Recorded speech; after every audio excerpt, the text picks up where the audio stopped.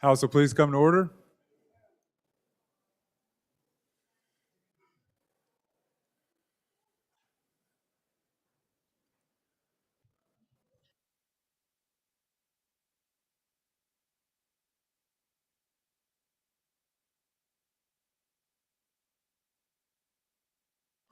All right, so members, I understand there's some privileges that some folks want. I apologize for the tardy return. I think that's 30 minutes. I think it's probably the cumulative late start we've had the entire session, so I apologize for that. 20 days, a minute apiece. I gave you 30 days, 30 minutes just today, so I apologize for that. So we have some privileges. Representative Nyman, please proceed. Mr. Speaker, privilege of the floor. Please. Thank you, Mr. Speaker. I'd like for all of you to look into the west, into the west mezzanine, on top of the gallery, and I would like you to meet and to introduce you to 4 of the people who are the reason that I ran for office. Right there, you see before you the beautiful Shay Lynn Wagner. That is my granddaughter. She's 3 years old. My grandson, Jaden Anders Wagner, who is 7. And then right behind them are their incredible, wonderful parents. My daughter, Haley. Haley, stand up. There you go. That's my beautiful daughter. And my awesome son-in-law, Jared Wagner. Welcome to the house.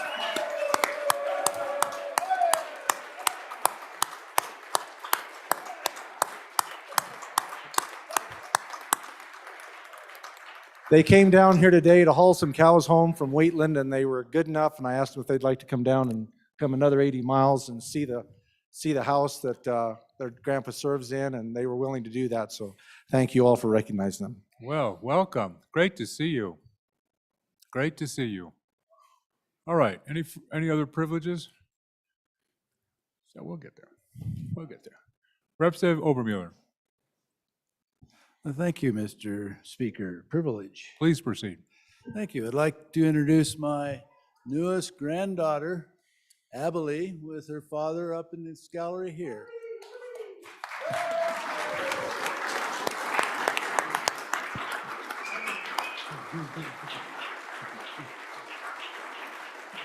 Yep.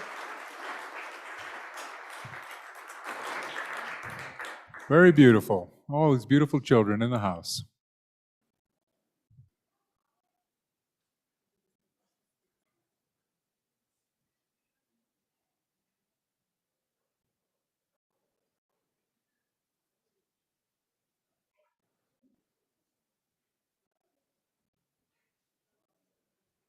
All right, I think Representative Duncan has some things that we're supposed to attend to at this time of our order of business. So, Representative Duncan, you have a privilege, but don't get carried away. Okay, thank you, Mr. Speaker. So if I could have, let's see, may I use proper names? You have it. Thank you. Representative Greer, Not yet. Representative Olson, Representative Summers, Representative Conley, and I think Representative LeBeau is missing. I think that's everyone. Can you all please come to the front?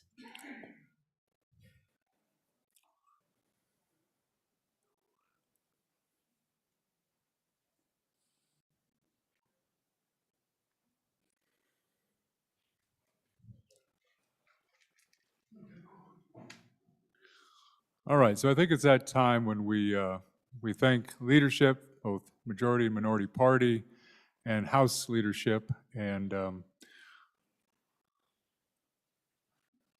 Representative Duncan probably have some more words to say, but everybody gets a gift bag. All right, Representative Duncan. Okay, No, so go ahead and face the audience, Chairman Greer. Don't look back at me. So this is leadership gifts from all of you to all of them for their 2 years of service for all of us. And it's bittersweet because some of them aren't returning. So we'll try and keep it less emotional, but please open your gifts from all of us. Does anybody need a knife? Okay.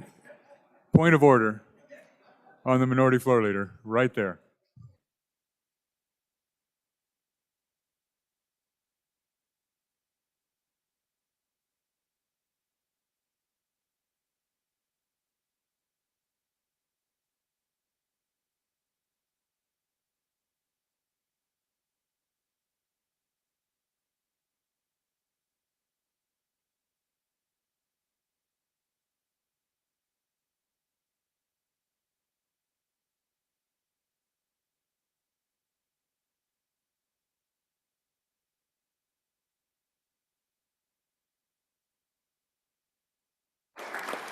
So just so you know, these are Wyoming made. They're from a gentleman named Brian Ingram out of Lingle, Wyoming, and he does custom work.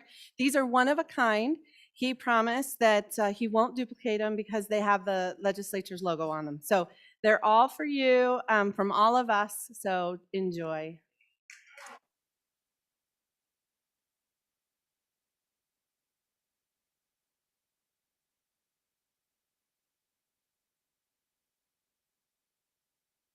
Speaker Pro Tem Greer, apparently I have to vacate the chair.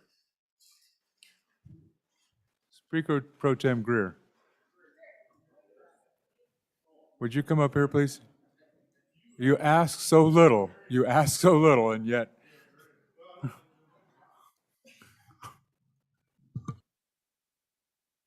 So Mr. Speaker has a couple extras, but this is all from you guys to him. The first one is ceremonial, and then the rest are wonderful. So.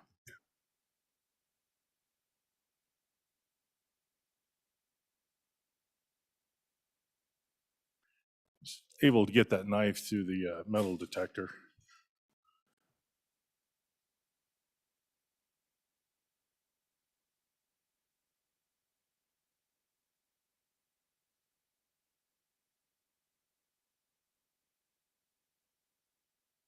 So this is a plaque.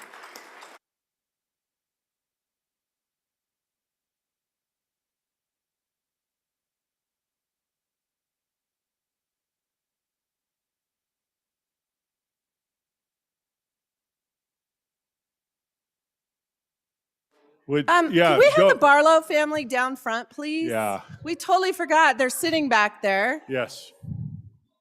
Please.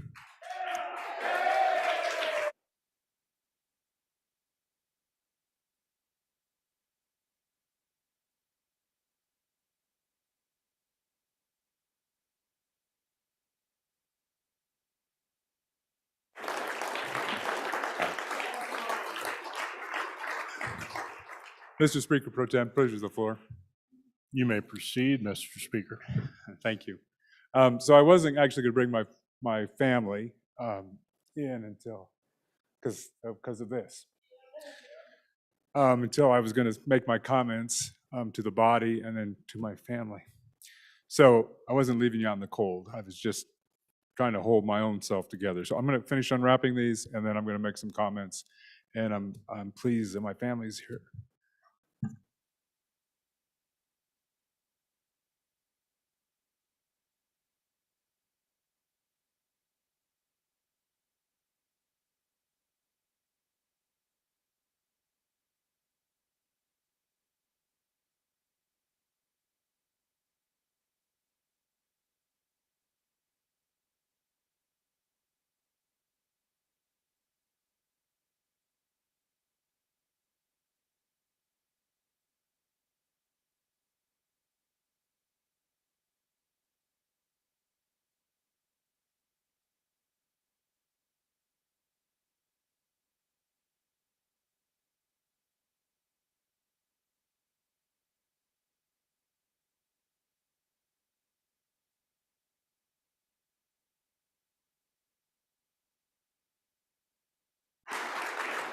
Mr. Speaker, there's a little something extra about this particular piece of art.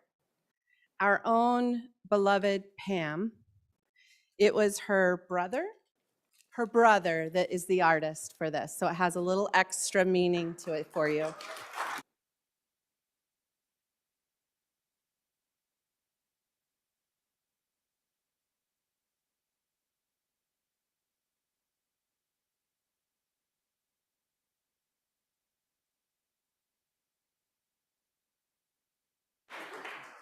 Well done, Representative Duncan. So, Mr. Speaker, the floor is yours.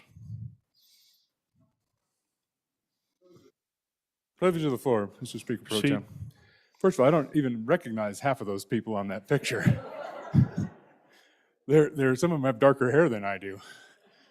I had to go get clean up my beard yesterday because I realized how gray I was getting.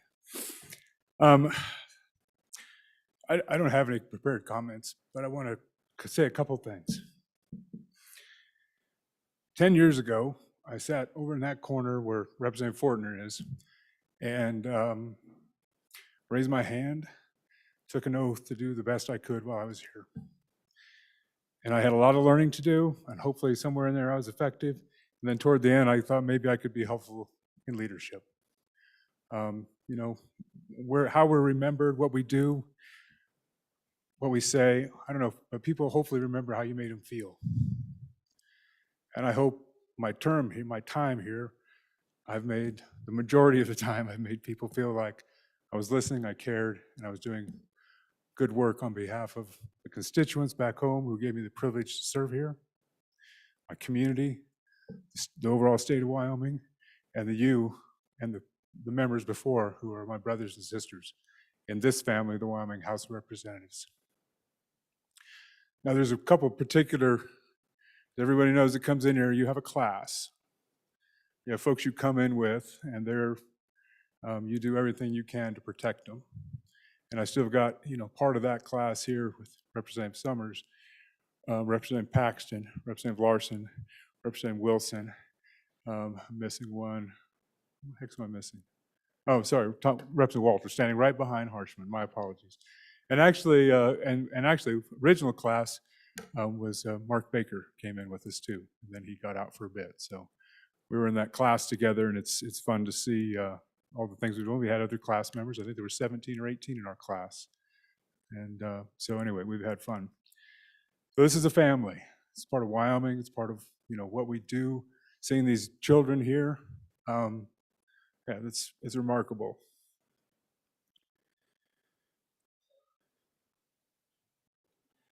But the family that gets us here are the people that are right up here for me. So I am privileged for the second time in my 10 years to have my mother here. Bernadette Barloff, come here, Mom.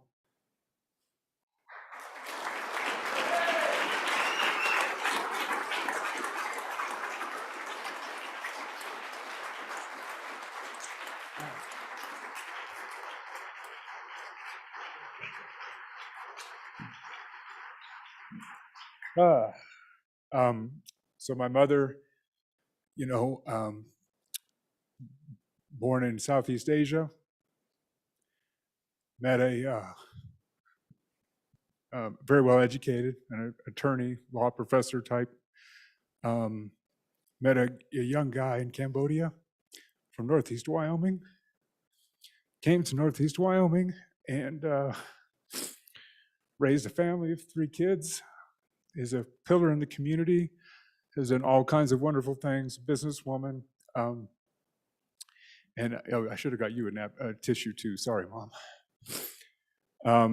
And I just couldn't be more thankful for all the wonderful things and opportunities that she and my father, who's been passed away now 21 years, gave us.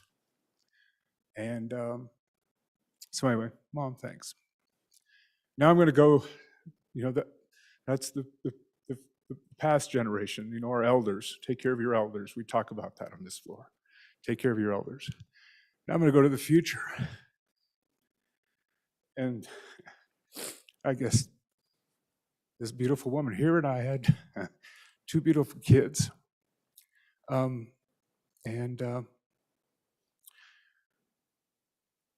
works right downstairs and has had came out of the womb with a 5-year plan.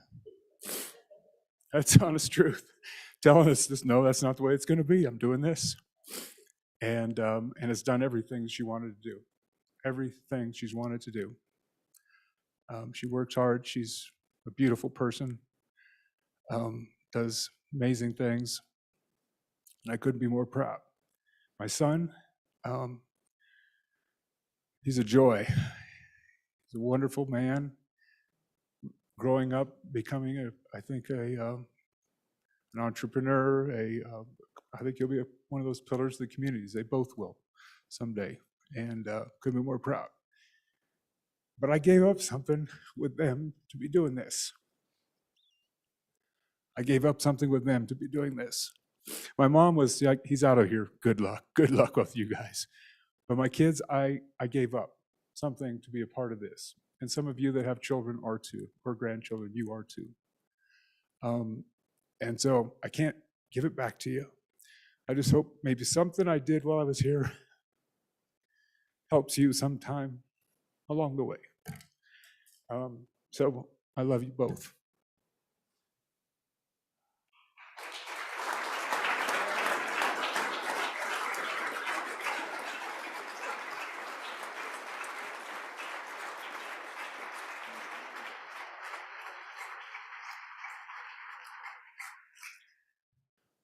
So generation you came from, the generation you hope you leave behind, but the generation you get to spend your life with because God said, this is the one. That's this wonderful woman right here. I'll tell you a little about it. Iuka, Mississippi. That's where she grew, where she was born. Went to 18 different schools and didn't go to kindergarten or 12th grade. Her family was moved a lot. Never, and in that time, she learned that you had to make friends everywhere you went. Because when you were moving a lot, you'd be pretty lonely if you didn't. In 9th grade, she moved to Wright, Wyoming.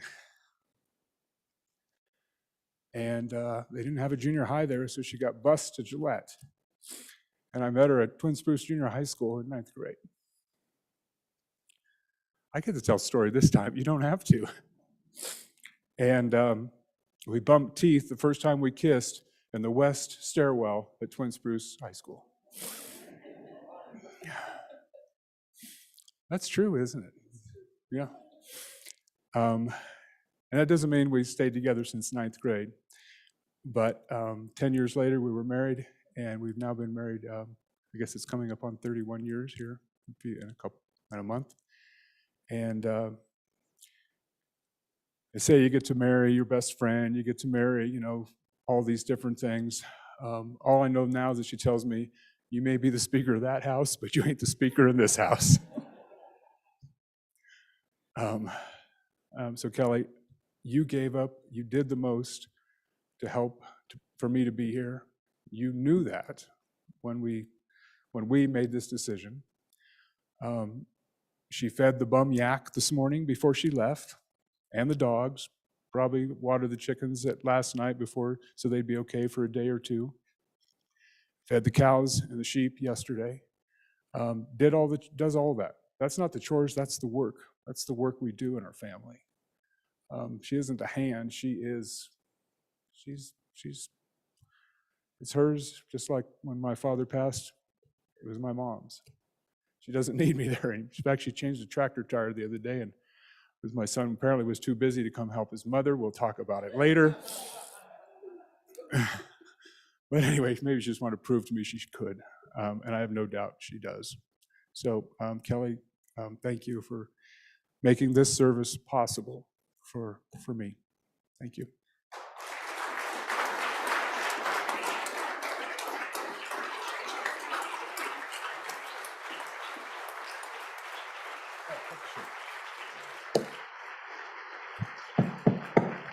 Oh, I'm in the chair, Mr. Speaker. So, Mr. Speaker, so I will presume to speak for the whole body. Leadership is an interesting concept. Leaders make decisions that people don't like. They make decisions that are necessary. They make decisions that are hard. And all we can ask of our leaders is that they work hard, that they have integrity, they're honest, and they have service in their heart. And you, sir, have all four of those things, and I am honored to serve under you.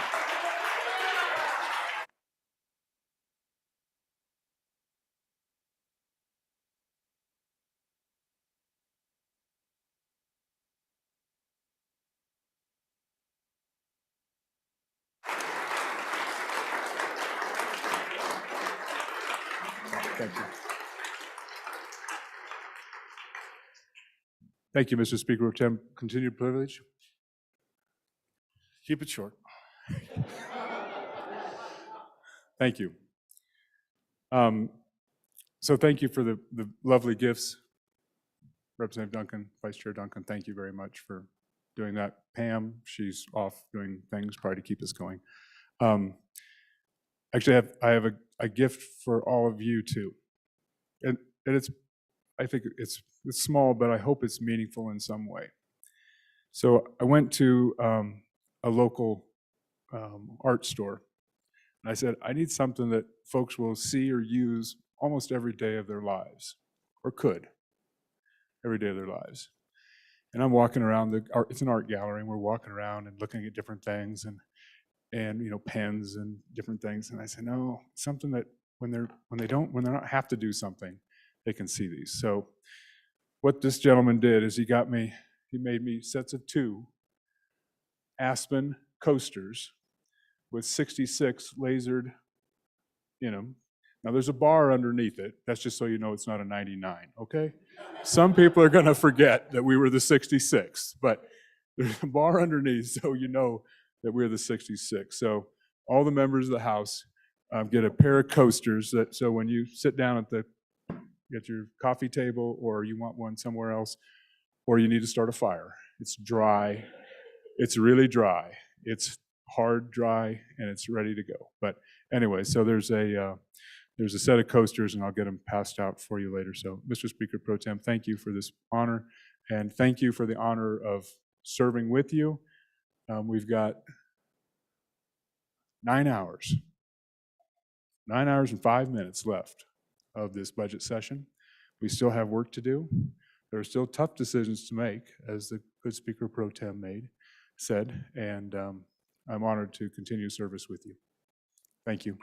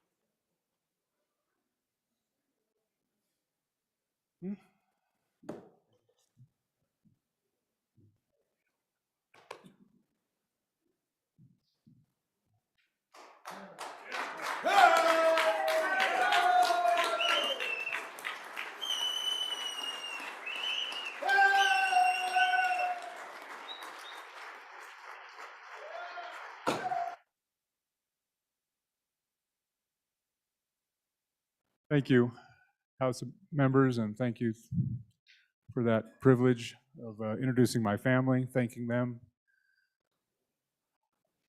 Can't even imagine you know the hours you put in, and I think my wife has put in 3 times that so I could be here.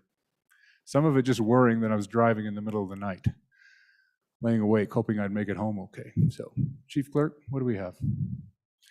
For that order of business, signing of enrolled acts.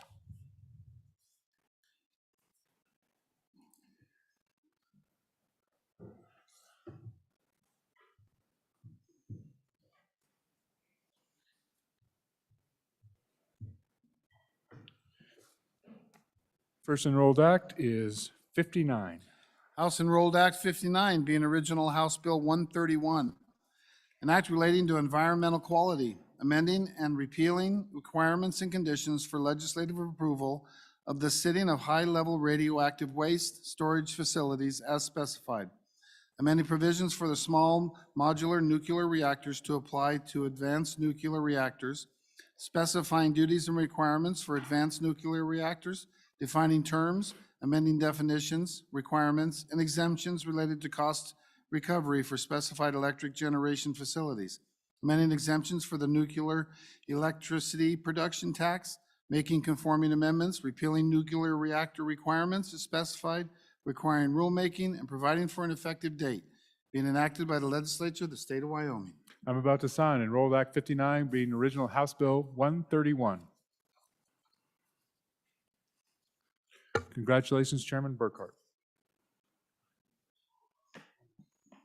Next enrolled act is 53. Senate Enrolled Act 53, being original Senate File 47. An act relating to geological sequestration of carbon dioxide, clarifying ownership of carbon dioxide injected into geological sequestration sites, specifying the transfer of title and liability of injected carbon dioxide, providing definitions, renumbering current statutes, making conforming amendments, specifying applicability, requiring rulemaking, and providing for an effective dates, being enacted by the legislature of the state of Wyoming. I'm about to sign Enrolled Act 53, being original Senate File 47. I've so signed. So we have some joint conference committee reports.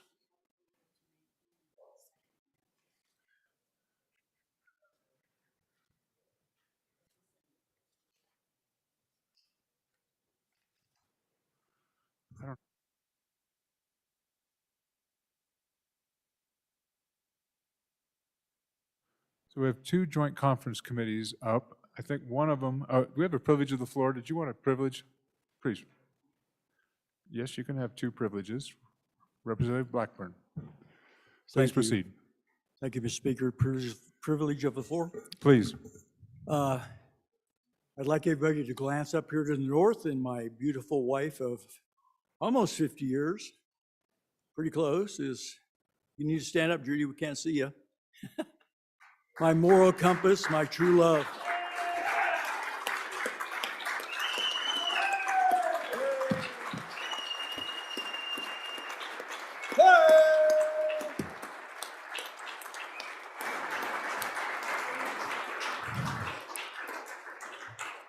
Please proceed. Thank you, Mr. Speaker.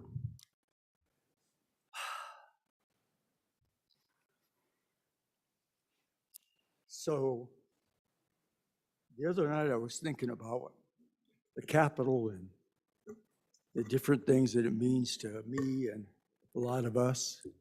My first year was in the seats right here. Then we got shifted over to the Jonah building, which changed a lot of the things and traditions that we do. And it saddens me that we don't do those traditions and we don't have the respect for one another we did have before.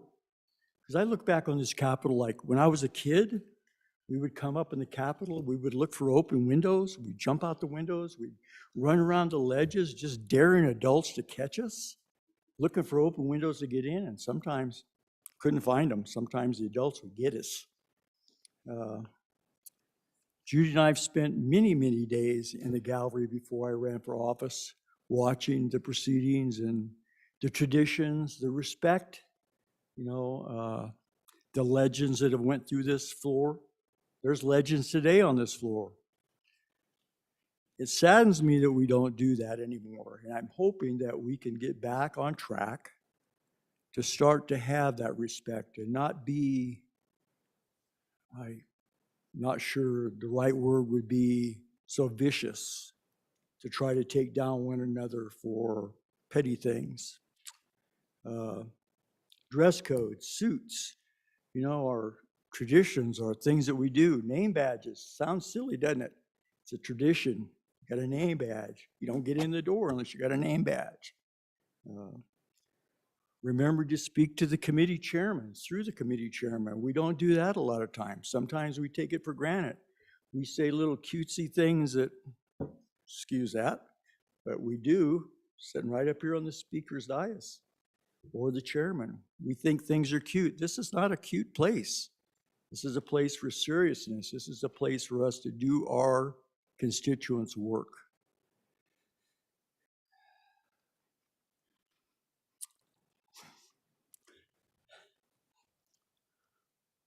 This is my last year. I made my mind up last night. It's just, there's gallant people here on the floor. There's people that do great jobs. There's people that try to do great jobs, like me, try to do a great job. I don't always get it done. But my wish and prayer for each and every one of you is you try to find a way to make this Capitol and this legislative house back the way it's been for years, with traditions, with honor, with kindness to one another. So with that, it's like Judy's favorite movie is Tombstone, and he says in the movie, he says, say win. Win. So I'll continue this year. I'll do a good job, the best I've done. But next year, a lot of these seats are going to be empty from people that ran and didn't win. Those seats are going to be empty from people that, like myself, that decided not to do it again. So good luck to all of you.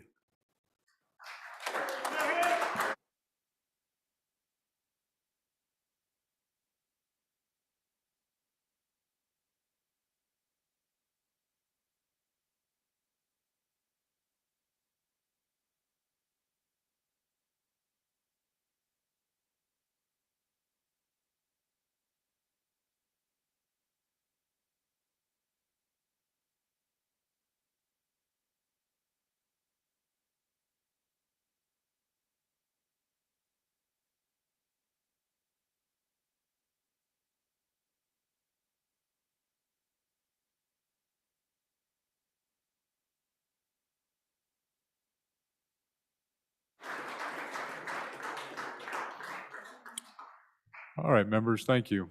We're going to have probably several of those over the next 9 hours, 8 hours and 40 minutes.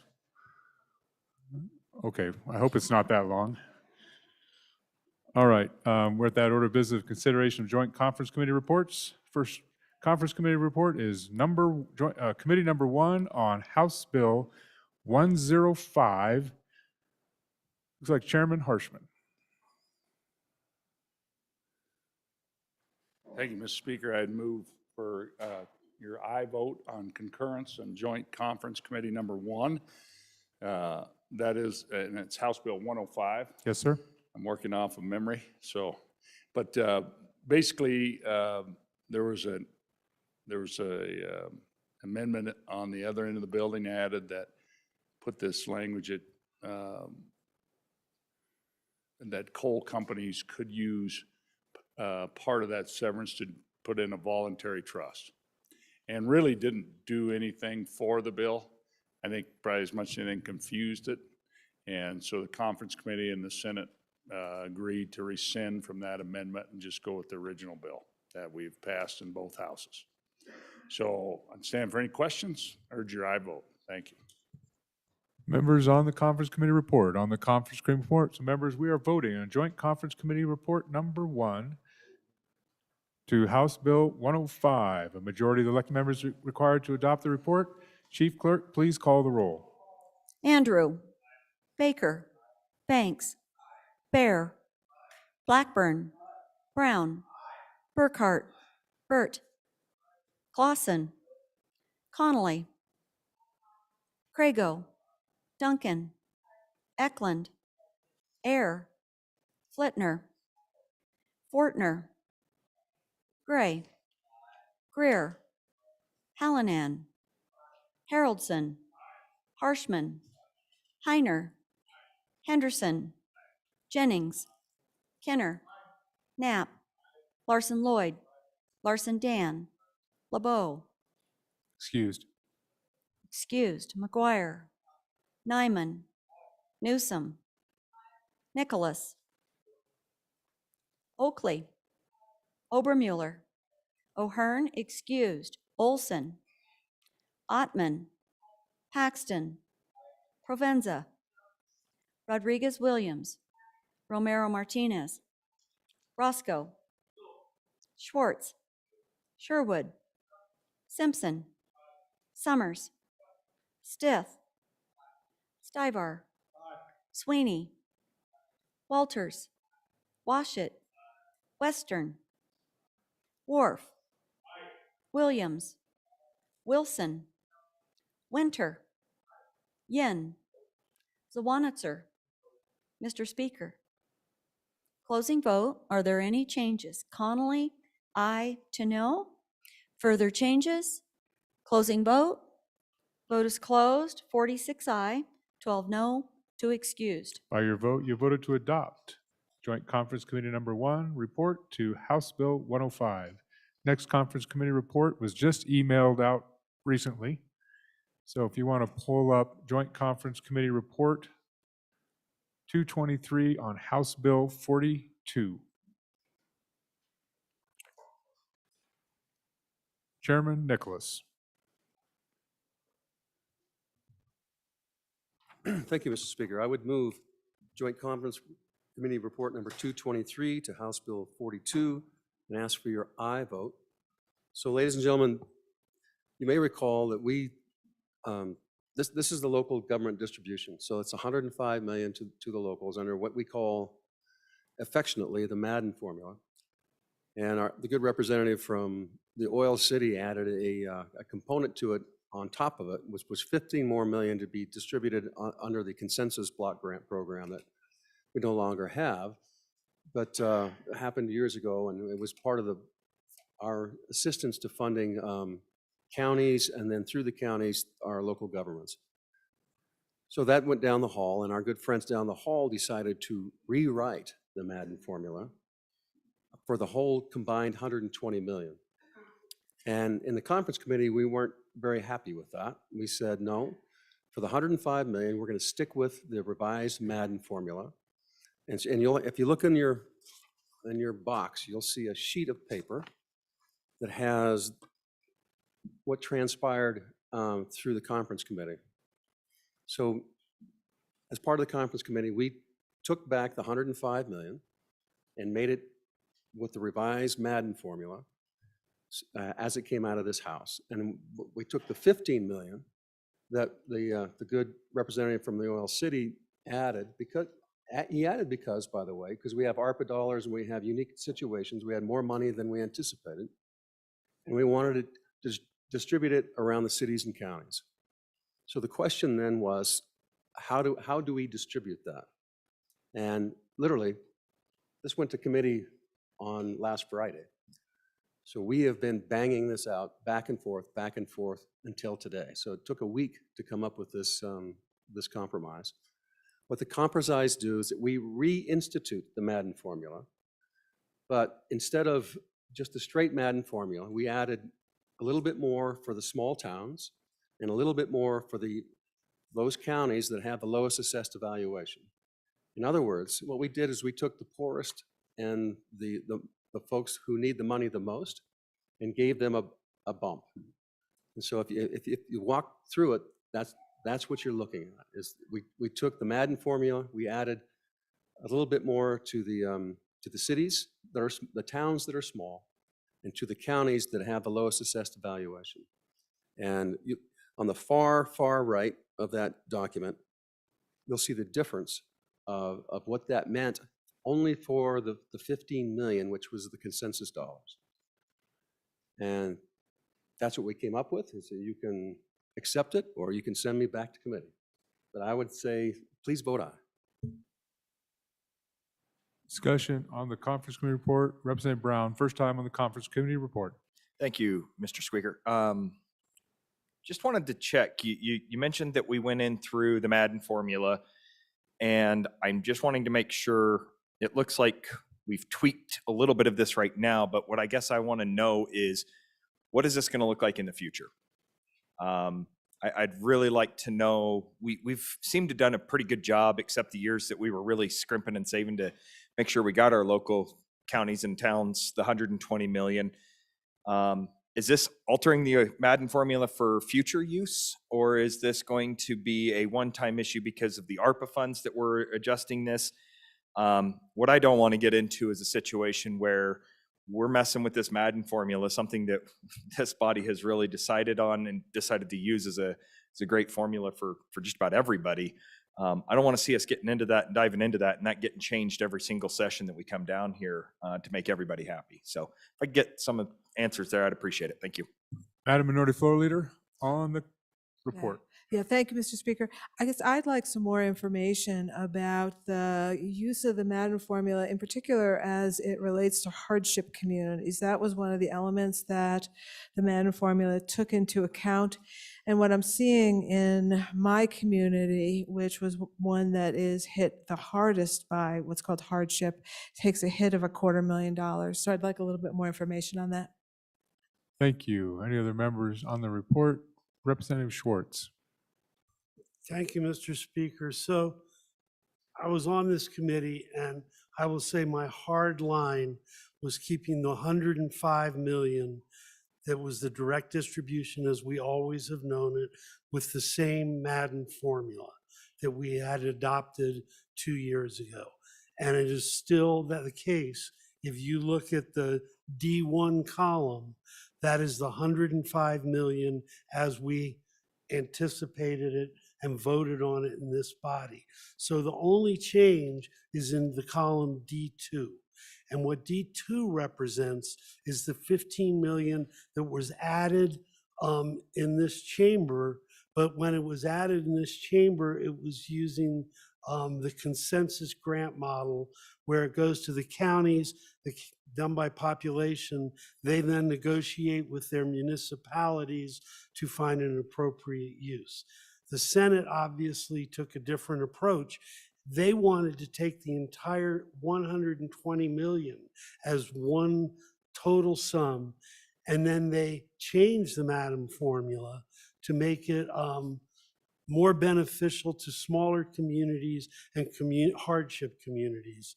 And you can see, if you look at the D2 column, the 15 million is 1/7 of 105. So if it was a perfect balance, the number in D2 would be 1/7 of the number in D1. So you can just go and look at your communities and see whether they were beneficiaries or not beneficiaries of the 15. But the 105 remains the same, and I urge an aye vote.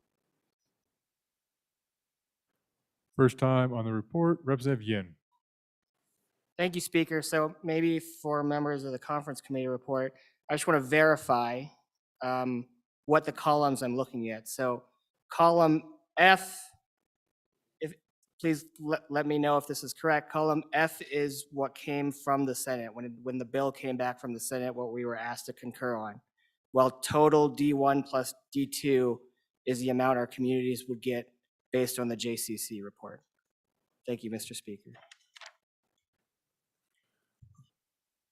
Any other members? First time. Representative Sweeney, first time. Thank you, Mr. Speaker.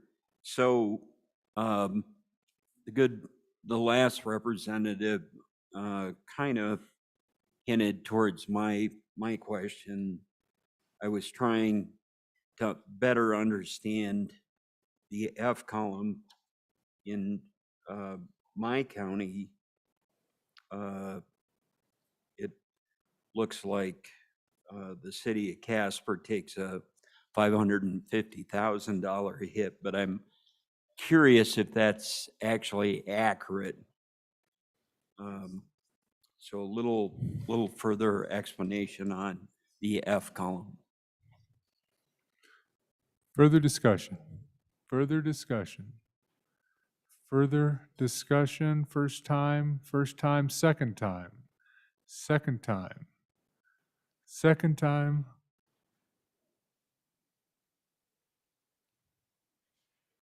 Chairman Nicholas, I guess you're the bringer and you're the last. Chairman Nicholas. So you have to be careful in looking at the column on the far right, as if that's not a lost dollar number. What that number is I intentionally asked for that number because that's the number that would have happened if we would have followed the Madden formula all the way for the 120 million compared to the 105 million. So you have to compare that number to the 105 million on the far left. So the answer is, for the Natrona County, the ultimate difference was less than $100,000 difference. But it's a gain because we have the 15 million that we're adding to the whole pot. And so I understand it's a little bit confusing, and this is about the third iteration of this document. What I want you to think about is that the 105 million and the Madden formula is in this. So everything, the numbers you see, all we're doing is we're tinkering with the 15 million. And on the 15 million, we threw some extra dollars for the small towns and for the low assessed evaluation. So it's not a negative component to it. We're benefiting everybody, but what we're doing is we're benefiting those who need it the most, in essence. So please vote aye. All right, members, we're voting on report, Joint Conference Committee report 1 to House Bill 42. Majority of the members elected is required. Chief Clerk, please call the roll. Andrew. Baker. Banks. Bear. Blackburn. Brown. Burkhart. Burt. Clausen. Connolly. Crago. Duncan. Eklund. Air. Flitner. Fortner. Gray. Greer. Hallinan. Haroldson. Harshman. Heiner. Henderson. Jennings. Kenner. Knapp. Larson Lloyd. Larson Dan. LeBeau excused. McGuire. Nyman. Newsom. Nicholas. Oakley.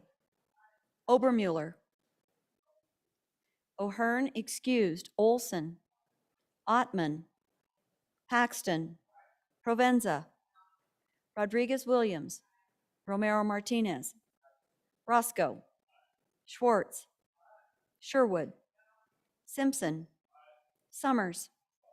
Stith. Stivar. Sweeney. Walters. Washit. Western. Wharf. Williams. Wilson. Winter. Yin. Zawanitzer. Mr. Speaker. Mr. Speaker. Closing vote. Are there any changes? Nyman, no to aye. Romero Martinez. Closing vote. The vote is closed. 37 aye, 21 no, 2 excused. By your vote, you voted to concur or to adopt Joint Conference Committee report number 1 to House Bill 42.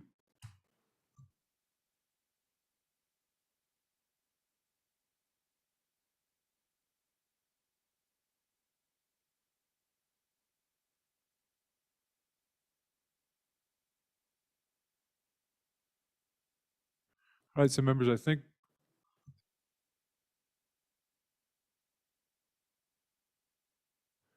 all right, members, so the Chief Clerk tells me, I'm not going to doubt her, that the only thing we're waiting on is our Senate colleagues to decide on veto overrides and House Bill 100 redistricting. House Bill 100 redistricting continues to meet. And we took some actions, but we didn't take any final actions, and the House will caucus.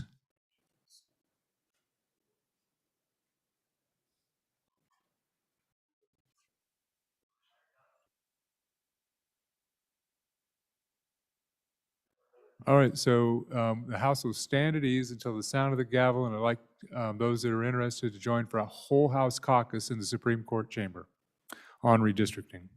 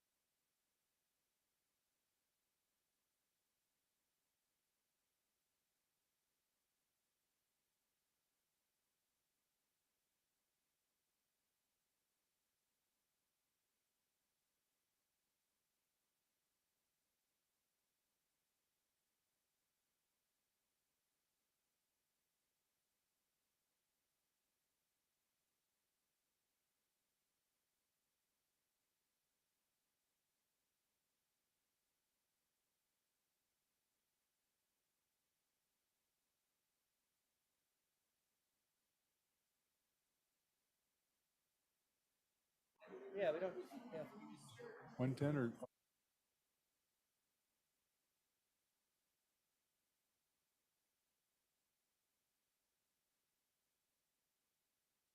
All right, so members, let's go down to 113. The Senate is in the chamber. It's going to be a little tighter. Let's go down to 113 downstairs. Thank you. 113. 113.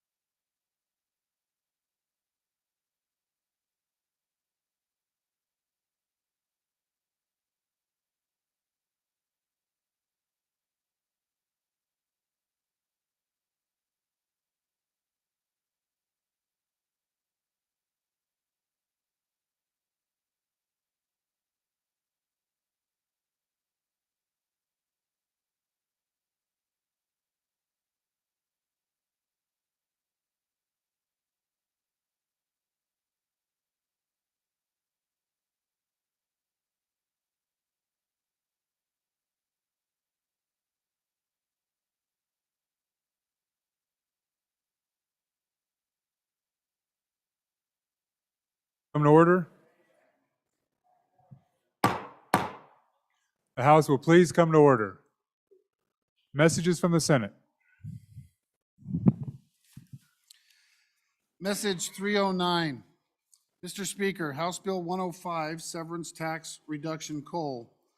The Senate adopted the Joint Conference Committee Number 1 report on the bill listed above by the vote indicated. Ayes 27, noes 2, excused 1. Message 310. Mr. Speaker, House Bill 42, Local Government Distributions. The Senate adopted the Joint Conference Committee Number 1 on the report on the bill listed above by the vote indicated. Ayes 28, noes 1, excused 1. Message 6. Mr. Speaker, the Senate voted by a 2/3 vote of the membership to override the governor's vetoes to Senate File 1, Enrolled Act Number 12, as follows. Motion 1, ayes 27, noes 1, excused 2. Motion 2, ayes 28, excused 2. Motion 3, ayes 26, noes 1, excused 2, conflict 1. Motion 4, ayes 27, noes 1, excused 2. Motion 5, ayes 25, noes 3, excused 2. Message number 7. Mr. Speaker, the Senate voted by a 2/3 vote of the membership to override the governor's vetoes to Senate File 66, Enrolled Act Number 20, as follows. Motion 1, ayes 25, noes 2, excused 2, conflict 1. Motion 2, ayes 25, noes 2, excused 2, conflict 1. Motion 3, ayes 26, noes 1, excused 2, conflict 1. Sincerely, Ellen Thompson, Senate Chief Clerk.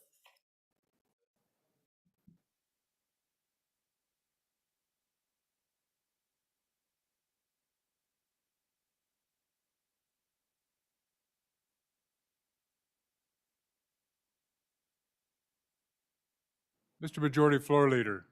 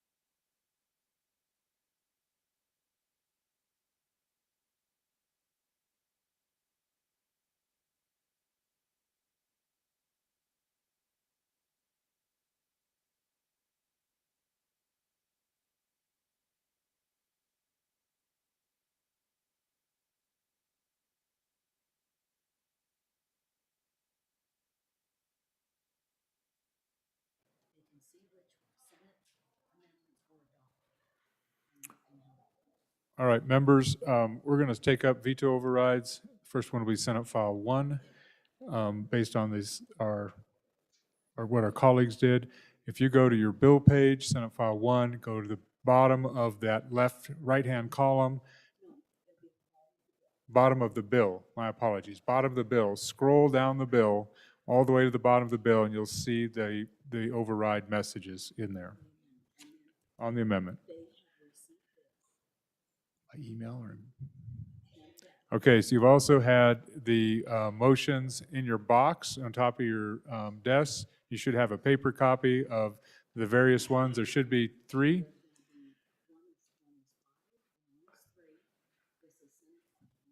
Senate File 1 and Senate File 66. Okay. All right, do we have?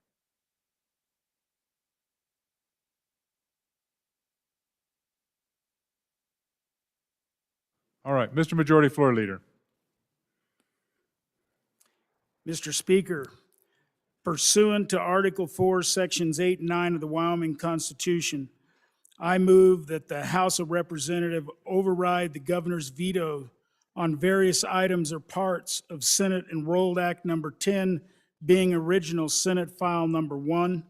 I further move that the House consider and vote separately on each item or part of the governor's veto identified in the list distributed to the members.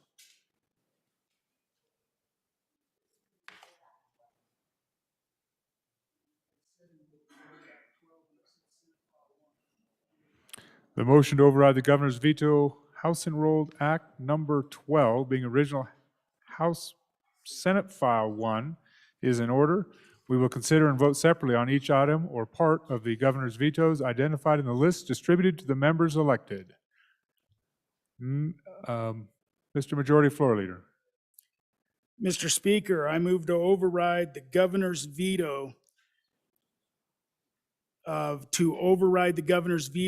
reference on page 8, limited to vetoed 6 in section 2, section 004, state treasurer, and all vetoed language on page 10 that constitutes footnote 6.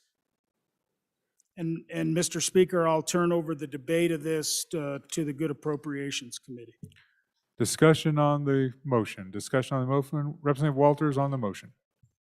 Thank you, Mr. Speaker. Motion number 1, this is related to the state agency number 4 that does our investments. And this is really related to the investment side of the house. So we set up the investment side of the house, and there's another agency coming here later that has the exact same structure. But on the investment side of the house, they have a base pay that is well outside of all other pay parameters. They also have a opportunity for performance pay within this band, and that's what this puts in place.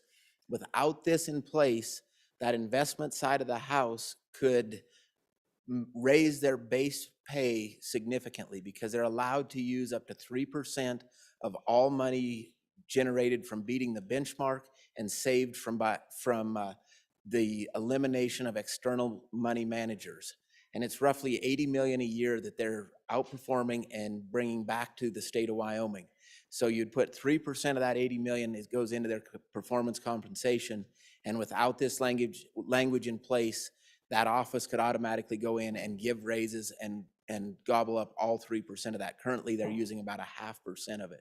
So this is just a real good control. It makes sure that if there are pay raises, the legislature knows about them, the legislature's in control of them, and it keeps it real concise. Again, we're going to get to another one in a different agency, but that's what this does. It just controls their ability on this investment team, and these folks are making good money to begin with. They're making really good money, and so encourage an aye on this veto override. Discussion on the override. Discussion on the override. Members' overrides discussion. Members' overrides require 2/3 vote of the members of the House elected to the House. Seeing no discussion, Chief Clerk, please call the roll on motion number 1. Andrew. Baker. Banks. Bear. Blackburn. Repeat. Brown. Burkhart. Burt. Clausen. Connolly. Crago. Duncan. Eklund. Ayer. Flitner. Fortner. Gray. Greer. Hallinan. Haroldson. Harshman. Heiner. Henderson. Jennings. Kenner. Knapp. Larson Lloyd. Larson Dan. LeBeau excused. McGuire. Nyman. Newsom. Nicholas. Oakley. Obermuller. O'Hearn excused. Olson. Ottman. Paxton. Provenza. Rodriguez Williams. Romero Martinez. Repeat, please. Roscoe. Schwartz. Sherwood. Simpson. Summers. Stith. Stivar. Sweeney. Walters. Washit. Western. Wharf. Williams. Wilson. Winter. Yin. Zawanitzer. Mr. Speaker, closing vote. Are there any changes? Brown, aye to no. Further changes? Closing vote. Stivar, aye to no. Further changes? Closing vote. The vote is closed. 38 aye, 20 no, 2 excused. You have voted not to override motion number 1. Mr. Majority Floor Leader. Mr. Speaker, I move to override the governor's veto of reference on page 19, limited to vetoed 2 in section 2, section 027, State Construction Department, and all vetoed language on page 20 that constitutes footnote 2. Discussion on the veto override. Discussion on the veto override. Discussion? Seeing none. Members, we are voting on the motion to override, motion number 2, to override governor's veto, page 819, limited to veto number 2. 2/3 vote. Chief Clerk. Representative Walters. Sorry, Chief Clerk. We do have someone to explain it. Representative Walters. Thank you, Mr. Speaker. Sorry, a little slow to the trigger here. Just for a quick explanation, what this does is it's on the footnote relating to $1 million for a acoustic study and implementation of how to make the sound in all of our committee rooms and the Capitol a little bit better. What this does is it still leaves the $1 million in 027's budget. It just simply doesn't direct how that $1 million would be spent. So there is no savings with this. It's just simply a changing of us deciding how we'd like to see it directed. Discussion on the motion. Discussion on the motion. Seeing none. Chief Clerk, 2/3 vote on motion number 2. Andrew. Baker. Banks. Bear. Blackburn. Brown. Burkhart. Burt. Clausen. Connolly. Crago. Duncan. Eklund. Air. Flitner. Fortner. Gray. Greer. Hallinan. Haroldson. Harshman. Heiner. Henderson. Jennings. Kenner. Knapp. Larson Lloyd. Larson Dan. LeBeau, excused. McGuire. Nyman. Newsom. Nicholas. Oakley. Obermuller. O'Hearn, excused. Olson. Ottman. Paxton. Provenza. Rodriguez Williams. Romero Martinez. Roscoe. Schwartz. Sherwood. Simpson. Summers. Stith. Stivar. Sweeney. Walters. Washit. Western. Wharf. Williams. Wilson. Winter. Yin. Zawanitzer. Mr. Speaker. Closing vote. Are there any changes? Closing vote. Hallinan, aye to no. Further changes? Closing vote. The vote is closed. 41 aye, 17 no, 2 excused. By your vote, you voted to override governor's veto. Motion number 2. Mr. Majority Floor Leader. Mr. Speaker, I move to override the governor's veto of reference on page 40, limited to vetoed 1 in section 2, section 072, retirement system, and all vetoed language on page 40 that constitutes footnote 1. Explanation of the motion. Vice Chair Larson. Thank you, Mr. Speaker. This is a motion very similar to what we talked about on 1. And I will confess that I'm a little thunderstruck that we voted not to override the governor on item 1. And so I'll try to explain this on the retirement system is they use retirement revenue generated off the investment to run that office. Okay. And we typically, what we do is on general fund dollars, we say we appropriate those general fund dollars and we say this is what you can use them for. On those investment dollars in the retirement and in the treasurer's back office, like on item 1, on those investment dollars, without some language there, they can, to their investment people, give raises without any control. Now, let me give you an example that happened to us this year. Is this agency that we're talking about here right now came and submitted a budget, and on the investment earnings, they wanted to hire an accountant. The governor's budget office reviewed it and denied it. He says, no, we're not going to allow that. We don't think that's fine. But then it comes before our committee, we review it.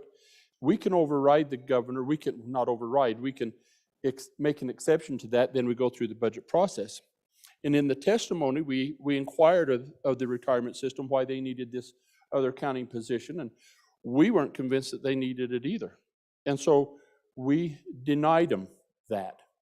The response we got back from the director was, well, these are special revenue funds. I can get it done anyway. Whoa. I'm out. That is not what we do. There's a process that goes through here, and if we don't override the governor, we would not have had control to put limits on that action. So you're giving those agencies the ability to just and to use those funds to provide compensation as they feel is warranted without having some oversight. That's concerning. We shouldn't do that. We're now going to allow the treasurer's office to do that, but I would hope that we would vote to override the governor on this, and please vote to override on this one. Discussion on the override. Chairman Nicholas on the override, on the motion. Thank you. So, ladies and gentlemen, the investment team in the treasurer's office and in the Wyoming State Retirement Centers has what we call performance compensation. That means that based upon the return that they get, if they match a certain level, then they get an automatic pay boost. And so the point of this language is because they already have an incredible incentive system to have it, to make literally $300,000 or $400,000 a year, we, in this language, say, that's all you get. You don't get a pay raise like everybody else does because you have the performance compensation. So by voting this down, you're saying, go ahead, give them a pay raise, even though they already have performance compensation. So we're being more conservative. We're saying, you rely on your performance compensation and how you produce, but you're not going to get a pay raise. It's just that simple. So please.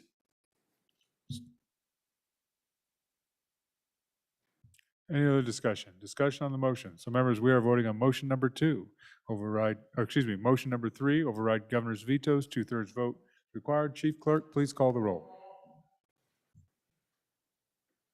Andrew, Baker, Banks, Bear, Blackburn, Brown, Burkhart, Burt, Clausen, Connolly, Crago, Duncan, Eklund, Ayer, Flitner, Fortner, Gray, Greer, Hallinan, Haroldson, Harshman, Heiner, Henderson, Brown, Jennings, Kenner, Knapp, Larson Lloyd, Larson Dan, LeBeau, excused, McGuire, Nyman, Newsom, Nicholas, Oakley, Obermuller, O'Hearn, excused, Olson, Ottman, Paxton, Provenza, Rodriguez Williams, Romero Martinez, Roscoe, Schwartz, Sherwood. Repeat, please. Simpson, Summers, Stith, Stivar, Sweeney, Walters, Washut, Western, Worf, Williams, Wilson, Winter, Yin, Zawanitzer. Mr. Speaker. Closing vote. Are there any changes? Closing vote. The vote is closed. 54 aye, 4 no, 2 excused. You have voted to override Governor's veto, motion 3. Mr. Majority Floor Leader.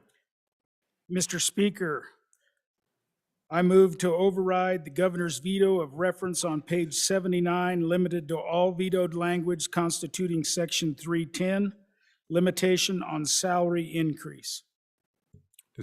Discussion on the veto, on the motion. Discussion on the motion. Vice Chair Larson on the motion. This is a little bit same and a little bit different. This is Mr. Chairman. Mr. Not for much longer, Mr. Chair. 6.5 hours. 6.5 hours. Mr. Chairman, thank you for your patience with me this year. Me and the good chairman of Ag suffer from the same illness on this deal. We keep forgetting to do that. Members, item number 4 is a little bit similar and a little bit different, and this comes back in. We've had this language in our budget bill for the last 6 years, where it just puts a little bit of sideboards on agencies. For example,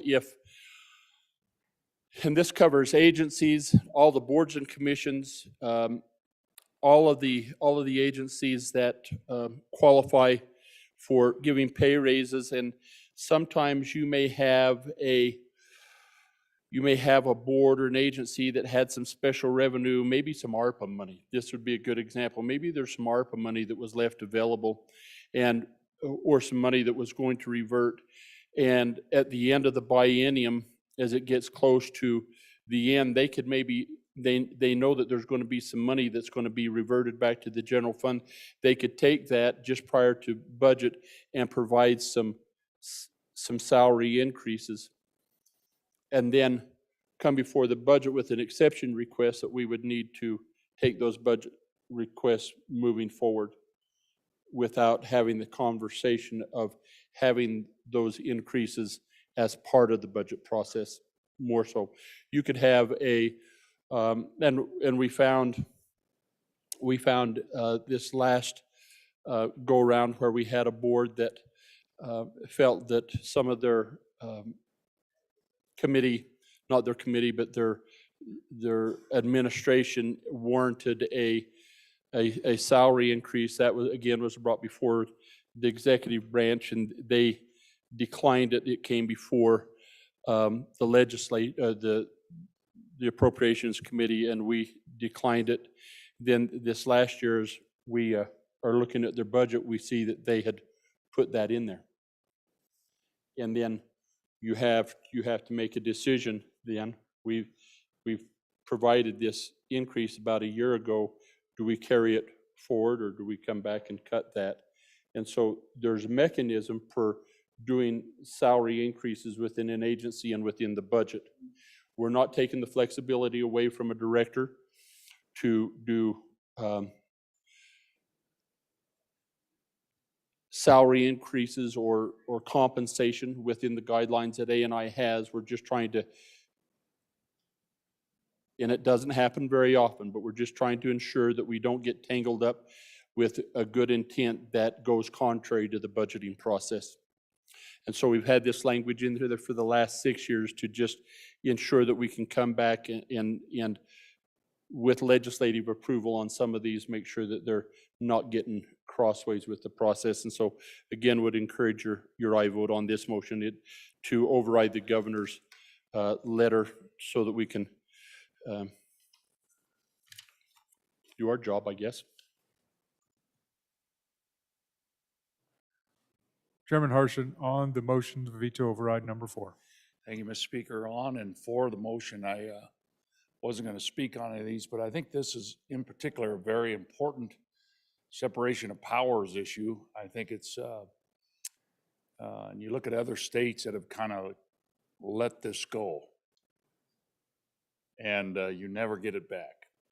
And I just think it's important for us as the appropriations branch of government to continue to watch it. This is not a hard-hearted maneuver or anything else. This is just to make sure that we actually are the appropriators. Come back, we listen, we'll give appropriations as needed and as fit, and we've been very good at it. And I just don't want us to let that duty slide, frankly.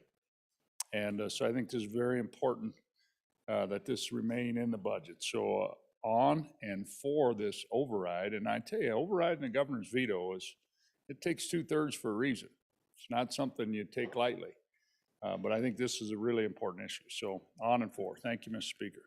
Discussion, Madam Minority Floor Leader Connolly, on the motion. Yeah, thank you, Mr. Speaker. On and against the motion, and in favor of the governor's override. And the reason being is that, and you've heard some language that's gone on about Section 900 to Section 100 and a stop in a Section 200 in the budget. And honestly, that's language that appropriators use all of the time, but that the body doesn't really wholly understand. And so know that, for example, that our state agencies, while there are employees, right, and they get paid under the Section 100, other money goes out around the state via contracts or grants, Section 900 or Section 600. So it appears that what happened and what has been happening is that when there has been the need, the real need to supplement kind of Section 100 kind of wages, personnel costs, right? Agencies have been using their Section 900, their contract money, in order to do it. And appropriators say, whoa, we don't like that. We want to know exactly, right, how money is going for salaries. And we want this language in the budget to absolutely forbid it, actually outside of the B11 process. And I'd say, you know, at the very beginning of this session, we as a floor, we as a body recognize that executive branch employees need raises.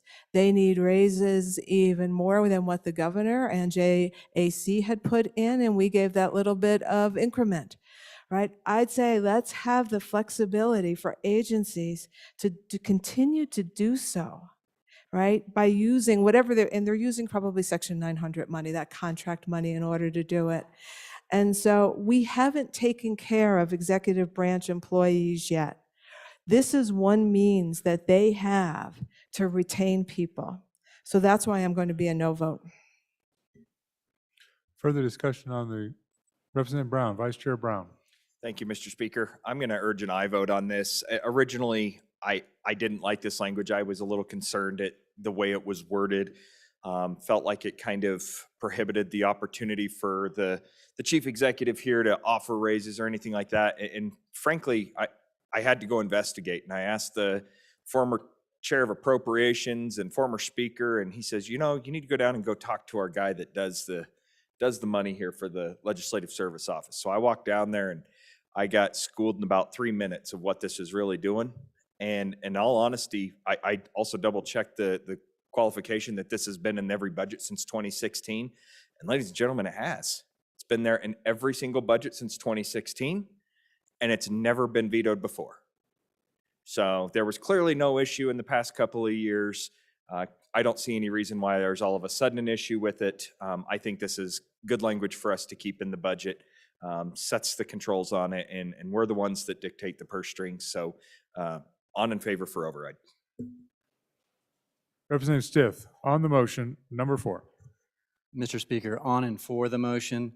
When the elevator's on the 9th floor, We're not loving it when it's going down, okay? Vote aye. Chairman Nicholas, on the motion number 4. So, ladies and gentlemen, let's just clarify what we're voting on. What we're voting on is basically we're putting a freeze on any pay increases other than what we approve. That's what this is. I mean, if we pull this out, we'll come back in 2 years from now and there'll be pay increases that we didn't approve with what outside of our control. And that's our job, is to appropriate the dollars for pay increases. So, in favor of the motion. Any other members on the motion? On the motion? On the motion? Members, we're voting on motion number 4, veto override. Two-thirds vote of the members, elected members is required. Chief Clerk, please call the roll.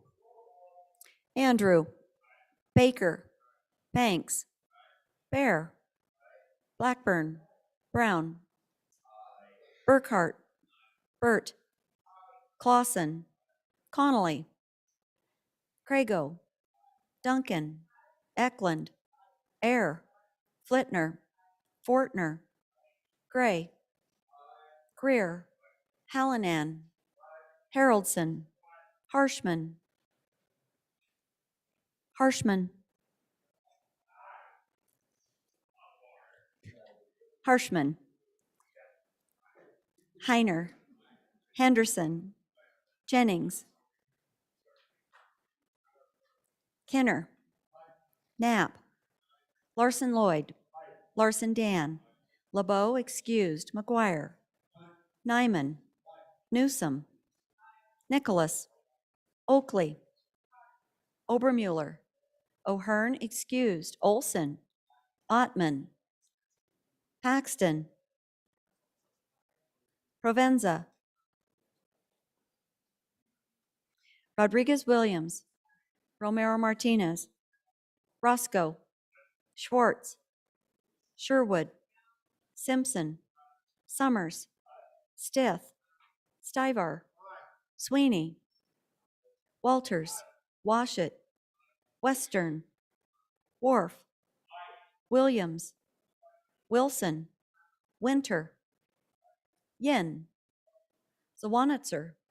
Mr. Speaker. Closing vote. Are there any changes? Closing vote. The vote is closed. 54 aye, 4 no, 2 excused.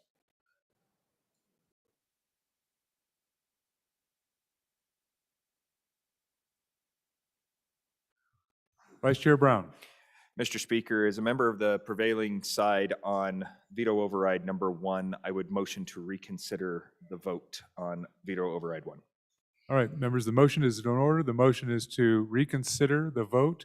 So there'll be one vote. The vote, and it's a majority of the members in the quorum, actually, to reconsider the vote on the first override motion.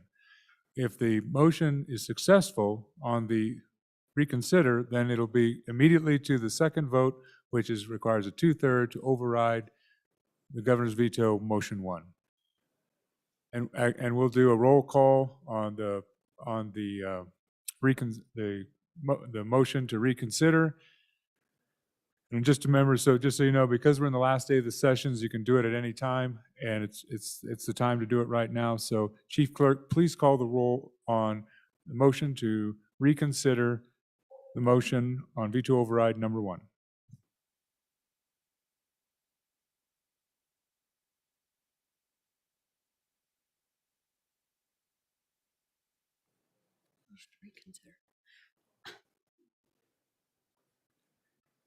Andrew, Baker, Banks, Bear, Blackburn, Brown, Burkhart, Burt, Clausen, Connolly, Crago, Duncan, Eklund, Ayer, Flitner, Fortner, Gray, Greer, Hallinan, Haroldson, Harshman, Heiner, Henderson, Jennings, Kenner, Knapp, Larson Lloyd, Larson Dan, LeBeau excused. McGuire. Nyman. Newsom. Nicholas. Oakley. Obermuller. O'Hearn excused. Olson. Ottman. Paxton. Provenza. Rodriguez Williams. Repeat, please. Romero Martinez. Roscoe. Schwartz. Sherwood. Simpson. Summers. Stith. Stivar. Sweeney. Walters. Washit. Western. Wharf. Williams. Wilson. Winter. Repeat, please. Yin. Zawanitzer. Mr. Speaker. Closing vote. Are there any changes? Closing vote. Walters. Closing vote. The vote is closed. 44 aye, 14 no, 2 excused.